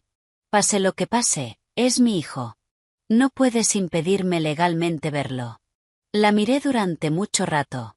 Después de todo lo que había pasado, Sus lágrimas no me conmovían ni un centímetro. Pero como John por fin mostraba señales de mejoría, no quise provocar una pelea a gritos en la UCI. Me aparté, activando instintivamente la grabación en mi teléfono. Margaret entró, colocó el termo sobre la bandeja y se sentó junto a John. Al principio lloró, llamándolo por su nombre con gran dolor. Pero en cuanto la enfermera de ronda salió, su voz bajó una octava, volviéndose venenosa y fría. Si despiertas, acuérdate de recuperar esa casa para tu madre. No dejes que tu esposa vuelva a manipularte. La riqueza de la familia no puede quedar en manos de una niñita y su abuela. Desde la puerta, oí cada palabra, y las manos se me quedaron heladas. Su hijo estaba allí tumbado, mostrando las primeras y frágiles señales de vida. Y lo primero que le exigía era la propiedad. No la interrumpí. Quería tenerlo todo grabado. Quería que John, si de verdad despertaba, supiera exactamente qué le habían susurrado junto a su cama de hospital. Mientras Margaret hacía de mártir sufriente, Tyler no aparecía por ninguna parte. Pero alrededor de las 9 de la noche, cuando bajé al estacionamiento para sacar del maletero una bolsa de ropa limpia, salió de repente de detrás de una columna de cemento. Tenía un aspecto aterrador, mejillas hundidas, barba de una semana y los ojos completamente inyectados en sangre. En cuanto me vio, corrió hacia mí, con toda su antigua arrogancia desaparecida, y cayó de rodillas sobre el cemento sucio. «Megan, te lo suplico. Vende la casa y sálvame. Solo necesito 400.000. Te juro por Dios que te lo devolveré en cuanto pueda». Di un paso atrás, mirando al hombre que me había acosado y había amenazado a mi hija, ahora arrastrándose a mis pies. Pero no sentí ni una pizca de pena, solo miedo. Un animal acorralado es capaz de cualquier cosa. Hablé con absoluta claridad. La casa no está a mi nombre, y aunque lo estuviera, no vendería el techo sobre la cabeza de mi hija para pagar las deudas que tú acumulaste con casas de apuestas y prestamistas. Tyler levantó la cabeza de golpe. La súplica desapareció de sus ojos, reemplazada al instante por su malicia habitual. Se puso de pie, se sacudió las rodillas y esbozó una sonrisa retorcida. ¿Crees que cuando John despierte te va a creer? Solo tengo que decirle que conspiraste con el abogado y los médicos para falsificar su firma mientras él estaba fuera de sí. Sacó su teléfono y me metió un vídeo en la cara. Eran imágenes de seguridad de la habitación del hospital el día que firmamos los papeles del fideicomiso, pero estaban muy manipuladas.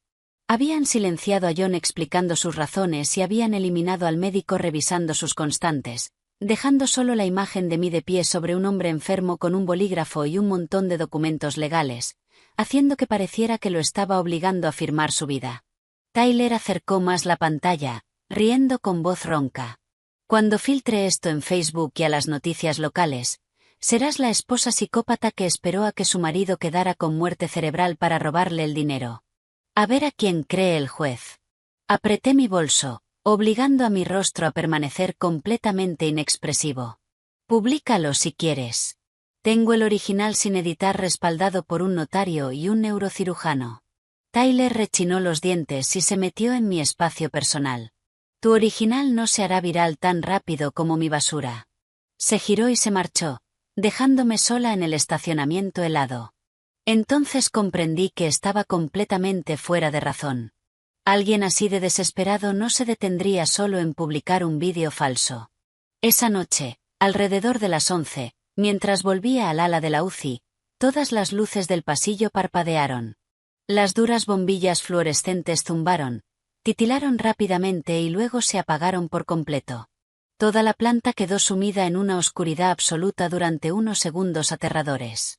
Al instante, los generadores de emergencia se activaron.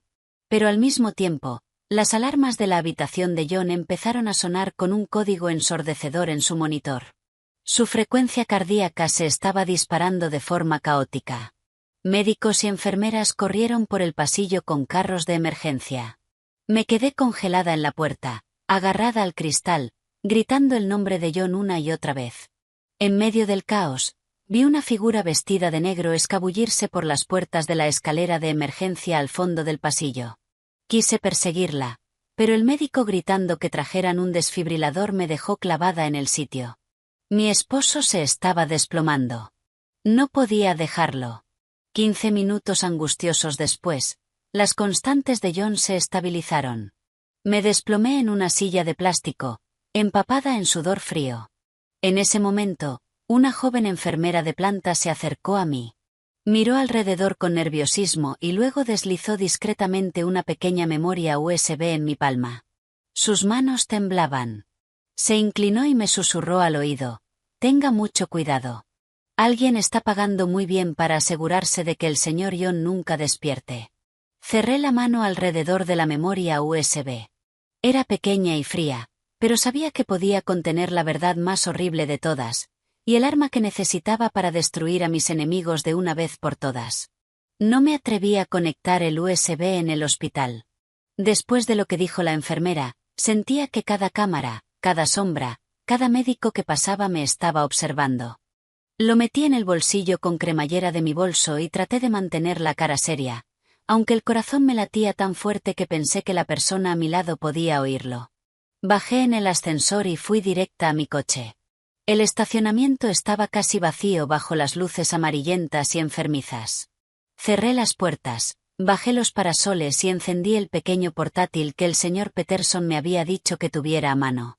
Cuando conecté la memoria, me temblaban tanto las manos que tuve que intentarlo 2 veces. Una carpeta sin nombre apareció en la pantalla. Dentro había varios archivos de vídeo y audio.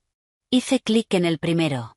Era una grabación de seguridad sin editar de una cámara interna del hospital enfocando el ala de la UCI. La marca de tiempo coincidía con la noche en que sorprendí a Tyler entrando a escondidas en la habitación de John. Contuve la respiración. Tal como recordaba, Tyler, con su gorra y mascarilla, caminaba rápido hacia la puerta de John. Pero lo que me heló la sangre fue ver a otra persona caminando justo detrás de él con una bata blanca. El hombre mantenía la cabeza baja, pero cuando giró el perfil hacia la cámara, lo reconocí al instante. Era el residente quirúrgico, el que había asistido al doctor Evans. Se detuvieron justo fuera de la puerta de John. Tyler miró alrededor y luego sacó un grueso sobremanila de su chaqueta.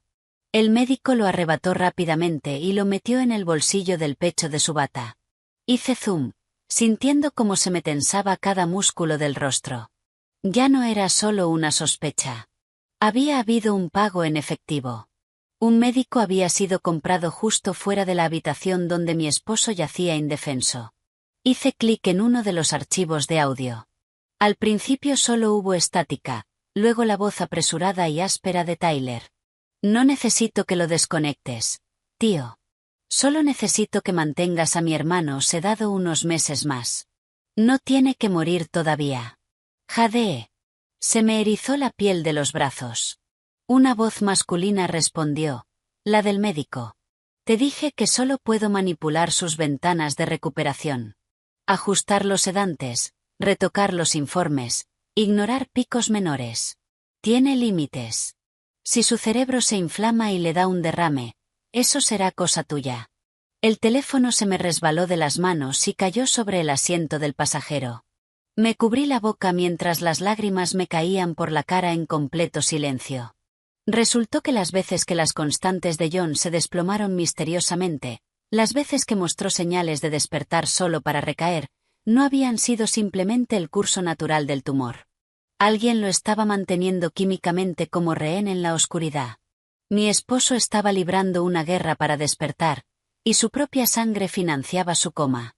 Pensé que había visto el fondo absoluto de la depravación de aquella familia, pero el último archivo me destrozó por completo. Era una llamada telefónica grabada. En cuanto pulsé reproducir, oí la voz de Margaret. Sin llanto, sin dolor, sin nada parecido a una madre preocupada. Su tono era afilado y clínico. «La casa tiene que ir a Tyler. Él es el heredero varón. Él es quien lleva el apellido de la familia. Si John despierta, tenemos que hacerle creer que Megan lo traicionó. Cuando odie a su esposa, él mismo revocará el fideicomiso». Me quedé paralizada en el asiento del conductor. Las palabras de Margaret eran como dagas girando lentamente en mi pecho. Sabía que era codiciosa, sexista, egoísta y cruel conmigo. Pero nunca imaginé que convertiría a su propio hijo moribundo en un peón. A sus ojos, John no era un hijo luchando por su vida. Era solo una herramienta para asegurar una herencia para la línea de sangre de Tyler. Seguí escuchando. La voz de Tyler sonó, temblorosa. Pero mamá, ¿y si realmente despierta lúcido?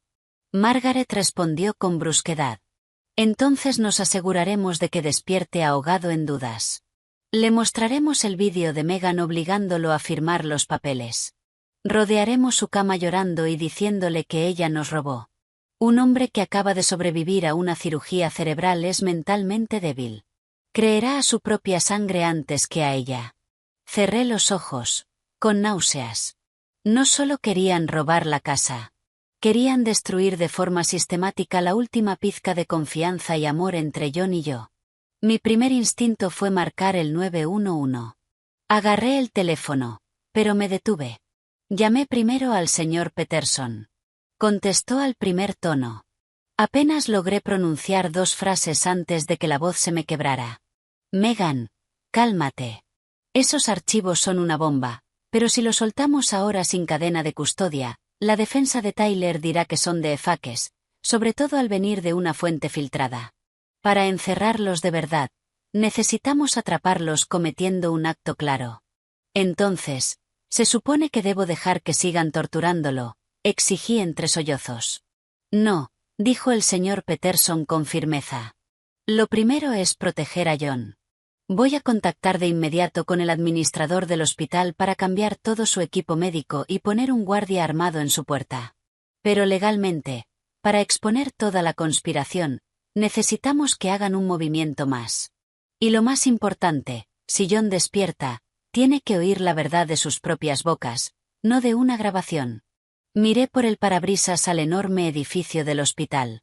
El dolor era asfixiante, pero el terror inicial se estaba transformando en una claridad fría y letal. No podía seguir llorando. Tenía que mantenerme alerta para proteger a mi esposo, a mi hija y preservar las pruebas antes de que borraran los servidores. Estaba a punto de preguntarle al señor Peterson cuál era el siguiente paso cuando entró otra llamada.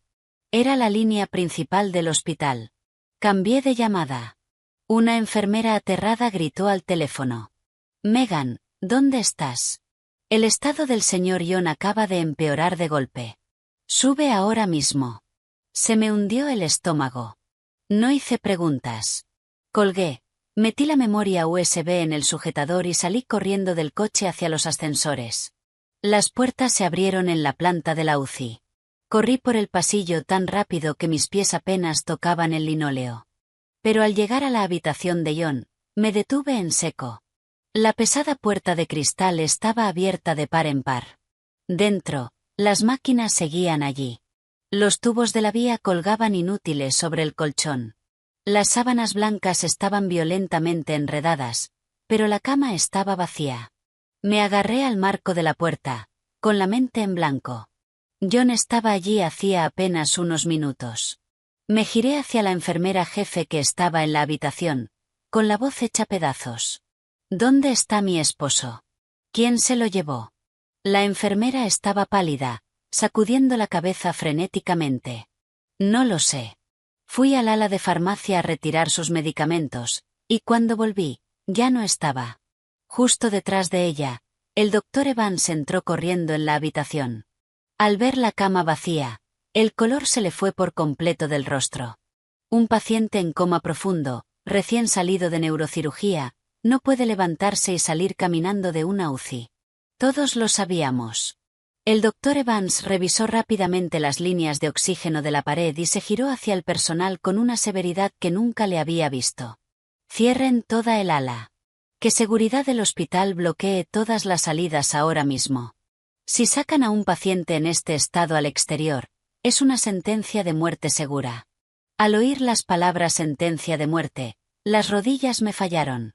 Tuve que apoyarme contra un carrito médico para mantenerme en pie.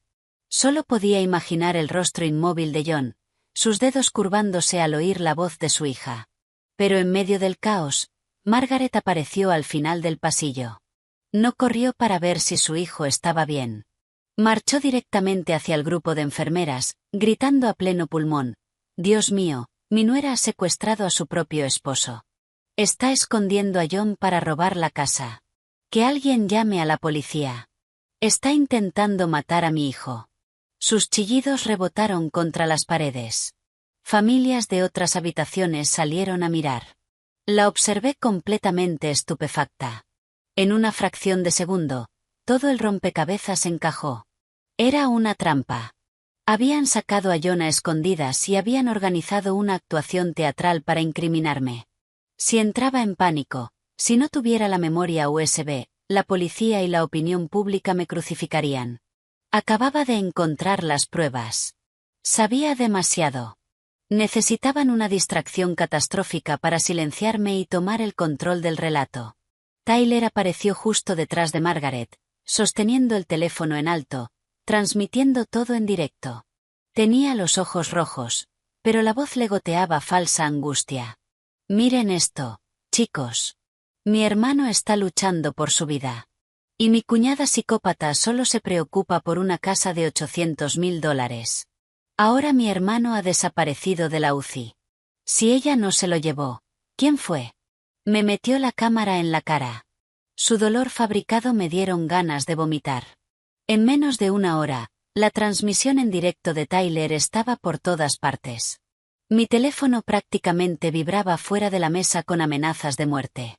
Me llamaban monstruo. Decían que estaba extrayendo órganos de mi esposo en coma. Algunos incluso amenazaban a Lily. No pude leer más.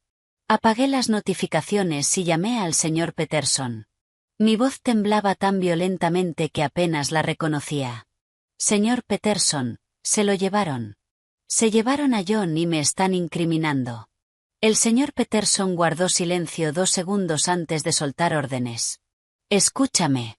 No interactúes con ellos. Lo primero es encontrar a John. Voy de camino al hospital con un detective. Llama a tu madre ahora mismo. Dile que lleve a Lily a un lugar seguro.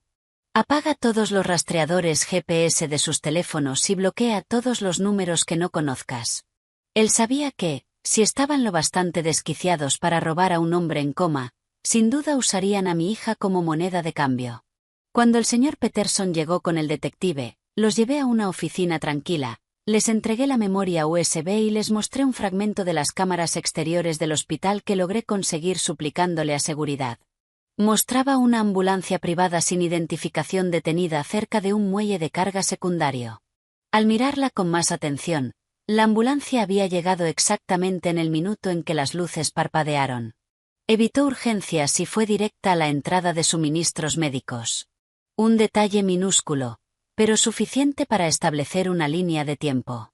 El detective revisó la matrícula. 20 minutos después, tuvimos una coincidencia. La ambulancia pertenecía a una empresa privada de transporte en bancarrota, pero había sido alquilada bajo una sociedad fantasma. Las cámaras de tráfico la rastrearon saliendo de los límites de la ciudad hacia una clínica abandonada de rehabilitación física que había sido cerrada por fraude a Medicaid 6 meses antes. Al oír eso, no pude respirar. John, en coma, sin un entorno estéril ni monitores adecuados. Cada minuto que pasaba en un lugar así era una cuenta atrás para su vida. Salimos hacia allí a toda velocidad en coches sin distintivos. La clínica estaba al final de una calle sin salida, con el letrero pelado y el estacionamiento invadido por malas hierbas. Cuando la policía derribó la puerta, nos golpeó el olor a moho y lejía vieja. En el centro de una habitación llena de escombros había gasas usadas, un tanque portátil de oxígeno vacío y una bata de hospital a rayas que reconocí al instante. Era la de John. La recogí, con las manos temblándome violentamente. Todavía olía a UCI. Antes de que pudiera siquiera sollozar, un detective gritó. En la pared de yeso, escrito con pintalabios rojo intenso, había un mensaje. Si quieres que tu esposo siga respirando, trae la escritura de la casa. Me quedé mirando la pared, helada hasta la médula. Quien lo escribió sabía que la casa era el cebo definitivo. Y yo sabía que Tyler, acorralado por prestamistas, ya no tenía absolutamente nada que perder. Justo entonces, sonó mi teléfono. Identificador desconocido. Lo puse en altavoz cuando el detective me hizo una seña para que lo hiciera. La voz de Tyler sonó ronca y frenética. Ven sola al antiguo matadero junto al río. Trae los documentos del fideicomiso. Si veo un solo coche de policía, tu esposo ya no necesitará un respirador. Obligué a mi voz a mantenerse firme. Tyler, estás llevando a tu propio hermano a la tumba. Detente. Él se rió. Un sonido maníaco y aterrorizado. Que mi hermano viva o muera esta noche depende de ti. No me des lecciones, solo trae los papeles. La llamada se cortó. La habitación abandonada quedó en silencio. Miré al señor Peterson y luego bajé la vista hacia la bata de hospital que tenía en las manos. El terror seguía allí, pero debajo de él estalló una rabia fría e inquebrantable. Apreté el teléfono y dije, palabra por palabra, esta noche no solo voy a salvar a mi esposo. Voy a sacar a la luz a todo ese nido de víboras. El viejo matadero estaba al final de un camino de grava junto al río, a kilómetros de la urbanización más cercana. Aquella noche llovía a cántaros. El agua golpeaba mi parabrisas como si intentara borrar el mundo. Rodeado de edificios de metal corrugado oxidado y farolas parpadeantes, el desolado polígono industrial parecía una enorme trampa de acero a punto de cerrarse sobre mí. Aparqué a unos cientos de metros y me quedé en silencio unos segundos para recuperar el aliento. A través del diminuto auricular oculto bajo mi pelo, la voz del señor Peterson susurró, Megan, mantén la calma. El rastreador GPS está activo. Tu audio se transmite directamente al centro de mando de la policía. Solo tienes que ganar tiempo. No provoques a Tyler. Toqué el grueso abrigo de invierno que llevaba puesto. Un microtransmisor estaba sujeto al interior de la solapa. Sabía que caminaba hacia una pesadilla, pero no tenía elección. John estaba allí dentro. La pesada puerta enrollable del almacén estaba entreabierta. El viento aullaba por la rendija, creando un silbido que helaba los huesos. Me deslicé dentro. El olor a óxido, hormigón húmedo y descomposición me golpeó la garganta. La oscuridad era casi absoluta, salvo por una única bombilla amarilla de obra que colgaba de una viga, reflejándose en los charcos del suelo. Y entonces lo vi. John estaba tumbado en una camilla oxidada con ruedas, conectado a un pequeño tanque portátil de oxígeno. Su rostro estaba gris, sus labios agrietados, su pecho subía y bajaba tan débilmente que, si no fuera por el leve siseo del oxígeno, habría pensado que había llegado demasiado tarde. Dejé de respirar, paralizada. John, susurré, pero no obtuve respuesta. Tyler caminaba de un lado a otro junto a la camilla, agarrando su teléfono, con los ojos desquiciados e inyectados en sangre. Parecía no haber dormido en una semana. Su camisa estaba empapada de lluvia y sudor. Cuando me vio entrar en la luz, gritó, «¡Alto ahí! No des ni un paso más». Levanté las manos, luchando por mantener la voz estable. «Estoy aquí. Dime qué quieres, pero déjame revisar a John primero». Tyler soltó una risa amarga y quebrada. «Sigues jugando a la esposa devota. Firma los documentos de transferencia ahora mismo. Necesito que el dinero esté disponible esta noche». Lo miré y dije despacio. «La casa está en un fideicomiso en vida controlado por mi madre. Legalmente, no puedo transferírtela». Eso fue como echar gasolina al fuego. Tyler se abalanzó hacia mí y me agarró la muñeca con tanta fuerza que solté un grito de dolor. Apretó los dientes, con su aliento cargado de alcohol golpeándome la cara. «Entonces llama a tu madre. Haz que venga aquí. No me pongas a prueba, Megan. Literalmente no tengo nada que perder». Me obligué a no apartarme, aterrada de que, si perdía el control, arrancara el oxígeno de John. Lo miré directamente a los ojos. «Tyler, todavía puedes salir de esto. Devuelve a John a una ambulancia. Haré que mi abogado negocie con tus prestamistas. Pero si John muere, no solo acabarás en la ruina. Irás a prisión por asesinato». Se rió, pero sonó como un sollozo. «¡Qué vida! Mi familia me dejó tirado. Mi hermano es un vegetal. Todo esto es culpa tuya». Un fuerte sonido de arrastre resonó detrás de una lona verde. Me giré de golpe. Margaret salió de las sombras. No parecía asustada ni coaccionada.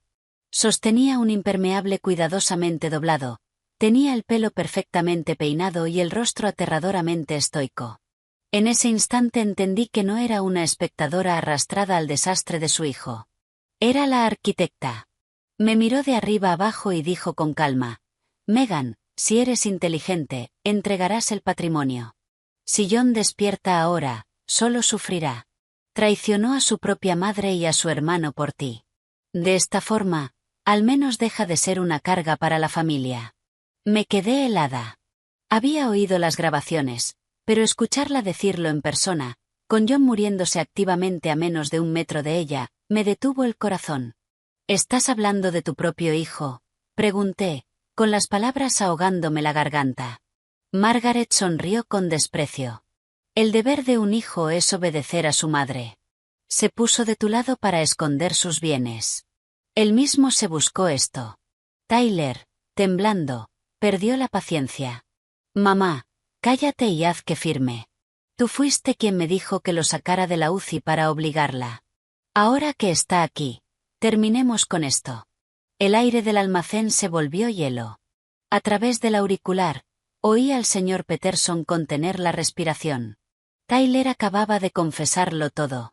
Margaret había ordenado el secuestro.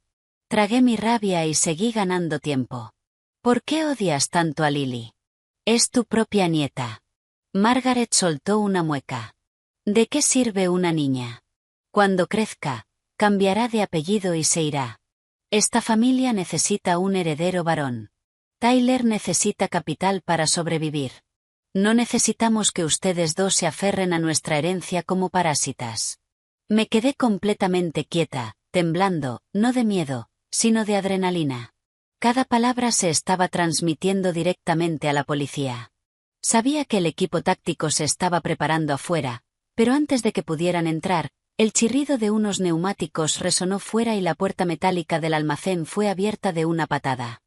3 hombres enormes con sudaderas negras empapadas entraron cargando bates de béisbol. El tipo de delante apuntó un bate directamente a Tyler. ¿Dónde está nuestro dinero, Tyler? Tyler se puso pálido como un fantasma y retrocedió torpemente. Denme una noche más. La casa se está transfiriendo ahora mismo. No terminó la frase. El tipo le estampó el bate en las costillas, derribándolo sobre el cemento con un crujido repugnante. Todo estalló en caos. Margaret gritó. Yo me lancé hacia la camilla de John. Uno de los prestamistas golpeó accidentalmente el tanque portátil de oxígeno. Se volcó y rodó lejos, arrancando la cánula nasal del rostro de John. John convulsionó débilmente, jadeando en busca de aire. Se me heló la sangre.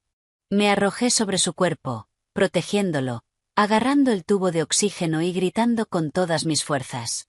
Llévense lo que quieran, pero no toquen a mi esposo. De repente, las sirenas policiales atravesaron la tormenta afuera. Luces rojas y azules parpadearon por las ventanas del almacén.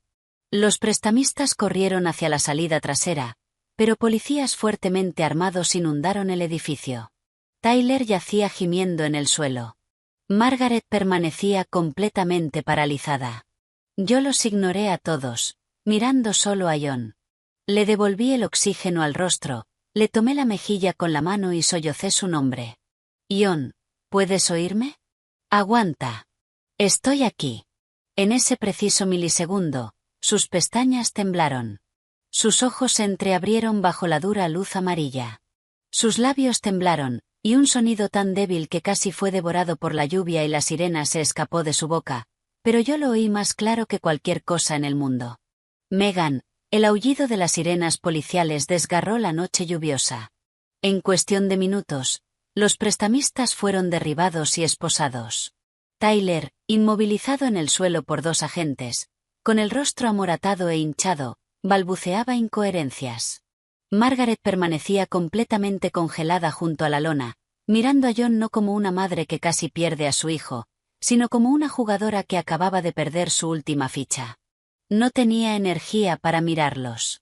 Toda mi atención estaba puesta en John. Después de aquel débil susurro en el almacén, volvió a caer inconsciente. Los paramédicos que entraron con la policía me apartaron, lo intubaron allí mismo y ordenaron un traslado médico inmediato de vuelta al hospital. Mientras empujaban la camilla bajo la lluvia, corrí a su lado, agarrando la barandilla metálica con una mano y sus dedos helados con la otra. Seguí repitiendo su nombre, aterrada de que, si dejaba de hablar, el silencio lo arrastrara de nuevo a la oscuridad para siempre. Aquella noche, llevaron a John directamente a la sala de trauma. El doctor Evans ya lo esperaba con ropa quirúrgica. Al ver el estado de John, su rostro se oscureció y cerró las puertas dobles detrás de la camilla. Las puertas se cerraron frente a mí igual que el día de su cirugía cerebral. Solo que esta vez sentí un nuevo terror asfixiante. El terror de que su susurro en el almacén hubiera sido solo un último y fugaz impulso de adrenalina antes del final. Me desplomé en una silla de la sala de espera, empapada, temblando sin control. El señor Peterson me puso su abrigo seco sobre los hombros, pero yo no podía sentir el calor. Solo miraba las puertas de trauma, con la mente repitiendo el tanque de oxígeno rodando lejos. El pitido del monitor. Los ojos de John abriéndose bajo aquella bombilla amarillenta. Si hubiera llegado un minuto más tarde, si la policía se hubiera retrasado por la tormenta, quizá nunca habría vuelto a oírlo decir mi nombre. Las horas avanzaron arrastrándose. Fuera, el cielo empezó a teñirse de un morado amoratado con el amanecer cuando el doctor Evans por fin salió. Me levanté de golpe, casi tropezando con mis propios pies entumecidos. Se bajó la mascarilla. Parecía agotado hasta los huesos, pero sus ojos eran más suaves. John está fuera de peligro. La hipoxia lo puso en estado crítico, pero los técnicos de emergencias intervinieron justo a tiempo.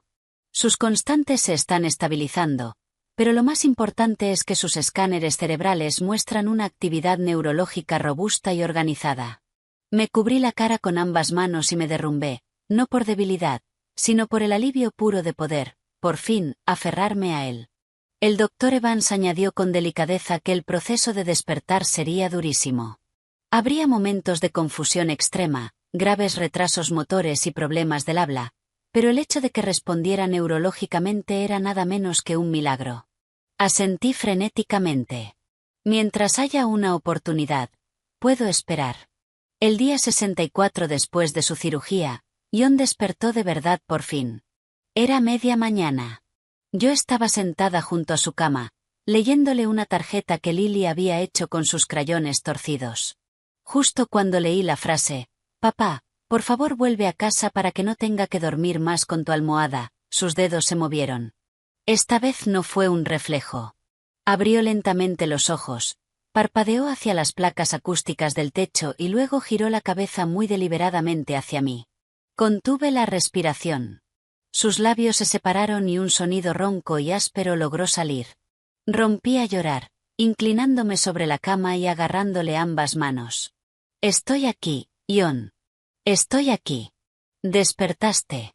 Volviste con nosotras». Me miró durante mucho rato. Sus ojos, aunque nublados por el trauma y los medicamentos, eran inconfundiblemente los ojos del hombre con quien me había casado. Apenas podía moverse o hablar, pero su memoria estaba completamente intacta. Temblando, le di las actualizaciones más importantes. Empecé por la casa. Le dije que había cumplido mi promesa, que había transferido legalmente la escritura a un fideicomiso administrado por mi madre antes de que él quedara inconsciente, y que la casa estaba a salvo. Al oír eso, sus ojos se llenaron de lágrimas. Logró levantar un dedo pesado para acariciar mis nudillos y dijo con voz quebrada 2 palabras. «Lo hiciste bien». Con solo esas 3 palabras, las semanas de humillación pública, los falsos informes de servicios de protección infantil, las amenazas físicas, todo se evaporó. Apoyé la frente contra el colchón y lloré como una niña. La noticia de que John había despertado sacudió todo el sistema. Debido a la investigación activa por secuestro y extorsión, Margaret no tenía permitido legalmente acercarse a menos de 500 pies de él. Pero bajo estricta supervisión de la fiscalía, se le concedió una visita supervisada. En cuanto entró, se arrojó de rodillas junto a su cama, sollozando histéricamente. Mi niño, mi pobre niño, tu esposa me ha destruido. Ha arruinado nuestra familia. Mandó a tu hermano a una celda. Tienes que ver la verdad, John. John la miró en silencio absoluto durante mucho rato. Su mirada no contenía ira. Contenía una tristeza hueca e insondable. Luego, lentamente, luchando por cada sílaba, pero con absoluta claridad, dijo: «Mamá, deja de actuar». Lo oí todo. La habitación quedó en un silencio de cementerio. Margaret se quedó congelada de rodillas, como si le hubieran disparado. John forzó las palabras, explicando que, durante su coma, había momentos en los que estaba encerrado dentro de su propia cabeza, incapaz de moverse, pero capaz de oír la habitación. La oyó a ella y a Tyler conspirando para vender la casa. Oyó la frase: «Si no despierta, será más fácil». Oyó mis sollozos desesperados. Oyó a Lily llorando por él. Oyó el zumbido rítmico de las máquinas que lo mantenían vivo. Susurró, con la voz quebrándose: «Que mis ojos estuvieran cerrados no significa que no supiera quién luchaba para que viviera y quién pagaba para mantenerme en la oscuridad para siempre». Henry, de pie cerca de la puerta, dio un paso adelante a la defensiva. «John, es tu madre. No le faltes al respeto porque tu esposa te haya lavado el cerebro». John giró lentamente la cabeza hacia su padre. Su rostro estaba pálido, pero su voz se volvió de acero. «Faltar al respeto es dejar que mi madre ponga precio a mi vida para robarle a mi esposa y a mi hija, y todavía tener el descaro de llamarse familia». Esa frase les arrancó la última defensa. Cuando trajeron a Tyler para una confrontación supervisada, ver a su hermano despierto lo quebró. Entró en pánico y suplicó: «Hermano, la cagué. La deuda me volvió loco. Nunca quise que murieras». John lo miró con una intensidad helada que incluso a mí me hizo estremecer. «Tus deudas de juego no son una excusa para ponerle precio a mi vida». Le pidió al señor Peterson que presentara oficialmente cada prueba ante el fiscal de distrito. Las grabaciones de audio, las imágenes de la cámara oculta del médico siendo sobornado, los registros médicos y los documentos originales del fideicomiso notarizados. Al oír eso, Margaret se desplomó en el suelo llorando, pero John no se inmutó. Me apretó la mano y, delante de sus padres, del abogado y de la policía, dijo: «Desde hoy, Megan y Lily son mi única familia. A las personas que me querían muerto para repartirse mis bienes, las enviaré exactamente a donde pertenecen». 3 días después, cuando John estuvo más estable, el señor Peterson organizó una declaración formal en una sala de conferencias del hospital. Dijo que todo debía quedar expuesto claramente, con todas las pruebas sobre la mesa, para finalizar las órdenes de alejamiento y los cargos penales. Esa mañana, llevaron a John en silla de ruedas a la sala. Estaba frágil, pero sus ojos ardían con una claridad feroz. Yo permanecí justo junto a su hombro. Al otro lado de la mesa estaban sus padres, los detectives de la policía, los administradores del hospital, el doctor Evans y el fiscal. Margaret empezó a llorar en cuanto se sentó. «Soy su madre. ¿Cómo podría hacerle daño? Fue Megan. Compró al abogado y al médico. Puso a mi hijo en mi contra para robar la casa». El señor Peterson se levantó y fue presentando meticulosamente los documentos uno por uno. Primero, la transferencia original de la escritura con la firma de John, respaldada por la declaración de competencia del Dr. Evans y el vídeo sin editar de la declaración voluntaria de John. Cuando Margaret chilló que estaba drogado, el Dr. Evans la desmontó con los registros toxicológicos y clínicos. Después, el señor Peterson reprodujo el audio del almacén. La voz de Margaret resonó con fuerza. «Si John despierta ahora, solo sufrirá». La sala quedó en silencio absoluto. El rostro de Henry se volvió gris. Los parientes lejanos que habían aparecido para apoyarlos miraban sus zapatos. Margaret gritó que lo había hecho para proteger el legado familiar. John, desde su silla de ruedas, la interrumpió. «No, mamá. Lo hiciste por codicia. No uses a nuestros antepasados como escudo para tus delitos». Margaret abrió la boca, pero no salió nada. Las pruebas contra Tyler, el pago al médico residente, fueron entregadas a la policía y a la junta médica. El residente ya había sido despedido y se le había retirado la licencia. Las pruebas contra Ashley, que había pagado a granjas de troles para difamarme por Internet, también quedaron registradas. Y finalmente, el informe psicológico falso de Servicios de Protección Infantil. La directora de la guardería dio una declaración jurada sobre el intento de secuestro de Lily. Mi madre, Susan, se puso de pie con una calma aterradora que rara vez veía en ella. Miró directamente a Margaret. Acepté la escritura de esa casa, no para robarla, sino para construir una fortaleza alrededor de mi hija y mi nieta, para mantener fuera monstruos como usted. Si John no la hubiera visto venir, tendrían ellas un hogar al que volver hoy, usted las habría tirado a la calle. Silencio total. Tyler, llevado esposado, dejó caer la cabeza sobre la mesa, suplicándole a John que retirara los cargos. John lo miró con una mezcla de profundo dolor y absoluta desilusión, pero sin debilidad. Hay líneas que, una vez cruzadas, jamás pueden deshacerse. Si te perdono, solo te estaré invitando a terminar el trabajo la próxima vez. No solo intentaste matarme. Intentaste destruir a mi esposa y a mi hija. Que el juez decida tu destino. Tyler se derrumbó, sollozando. Margaret intentó abalanzarse sobre la mesa hacia John, pero dos alguaciles la sujetaron físicamente y la escoltaron fuera. La reunión había terminado. De vuelta en su habitación del hospital, John me sostuvo la mano, con los ojos brillando por lágrimas que no caían. Desperté demasiado tarde. Te dejé sola en una zona de guerra. Apoyé la frente contra sus nudillos, llorando en silencio. Despertaste. Eso es lo único que importa. Por el resto de nuestras vidas, nadie volverá a separarnos. Después de aquel día, nada volvió a ser igual. Pero el peso asfixiante por fin se levantó de mi pecho. El sistema de justicia penal se encargó de Margaret, Tyler y los cómplices. Para mí, lo único que importaba era caminar junto a John durante su durísima rehabilitación. Cada día era una batalla. Tuvo que reaprender a hablar con claridad, a ponerse de pie, a sostener un tenedor. Ver al hombre que antes corría por nuestro patio trasero luchar para dar 3 pasos con un andador me rompía el corazón. Pero nunca dejé que me viera llorar. La casa permaneció un tiempo en el fideicomiso de mi madre. Fue decisión de John. Quiero que seas completamente intocable, me dijo una noche. Antes pensaba que amarte era suficiente. Ahora sé que el amor sin armadura legal es solo una vulnerabilidad. Reestructuró por completo su planificación patrimonial, creando fideicomisos en vida y directivas anticipadas blindadas para protegernos a Lily y a mí de cualquier pariente lejano que saliera de la nada. Lily fue su mejor medicina. Cada tarde le traía un dibujo nuevo.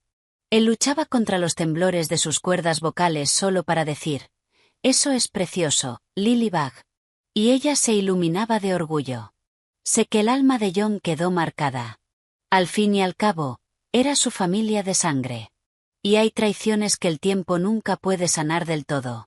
Pero lo que más paz me dio no fue conservar la casa de $800,000. Fue saber que había salvado mi hogar. A mi esposo, que volvió arrastrándose desde el borde de la muerte, y a mi hija, que jamás tendría que crecer creyendo que no valía la pena protegerla.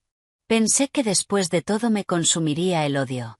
Pero lo único que sentí fue una claridad serena e intocable. Un fin de semana de principios de otoño, por fin autorizaron a John a caminar por el jardín exterior del hospital. Se apoyaba con fuerza en un bastón, y yo sostenía su otro brazo. Sus pasos eran lentos, pero caminó más lejos de lo que había logrado en meses. Lily corría en círculos alrededor de nosotros, riendo y gritando, «Papá está ganando la carrera».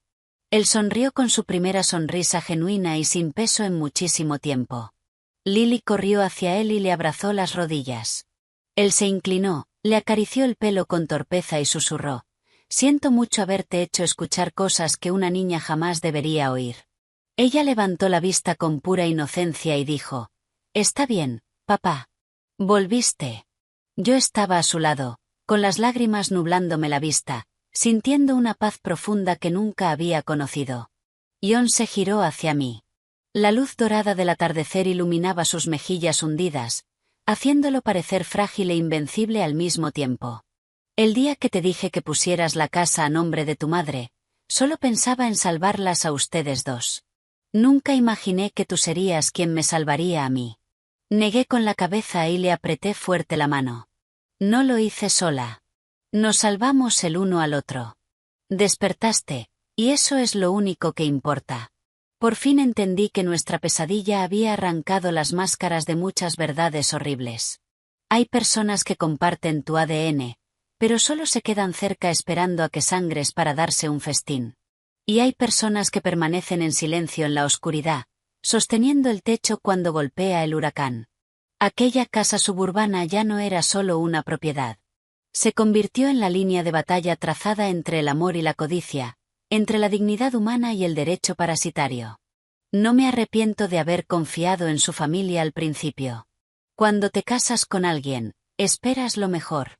Solo sé que, desde este día en adelante, nunca volveré a permitir que nadie, bajo la máscara de la familia, el respeto o la tradición, pise mi territorio ni amenace a mi hija.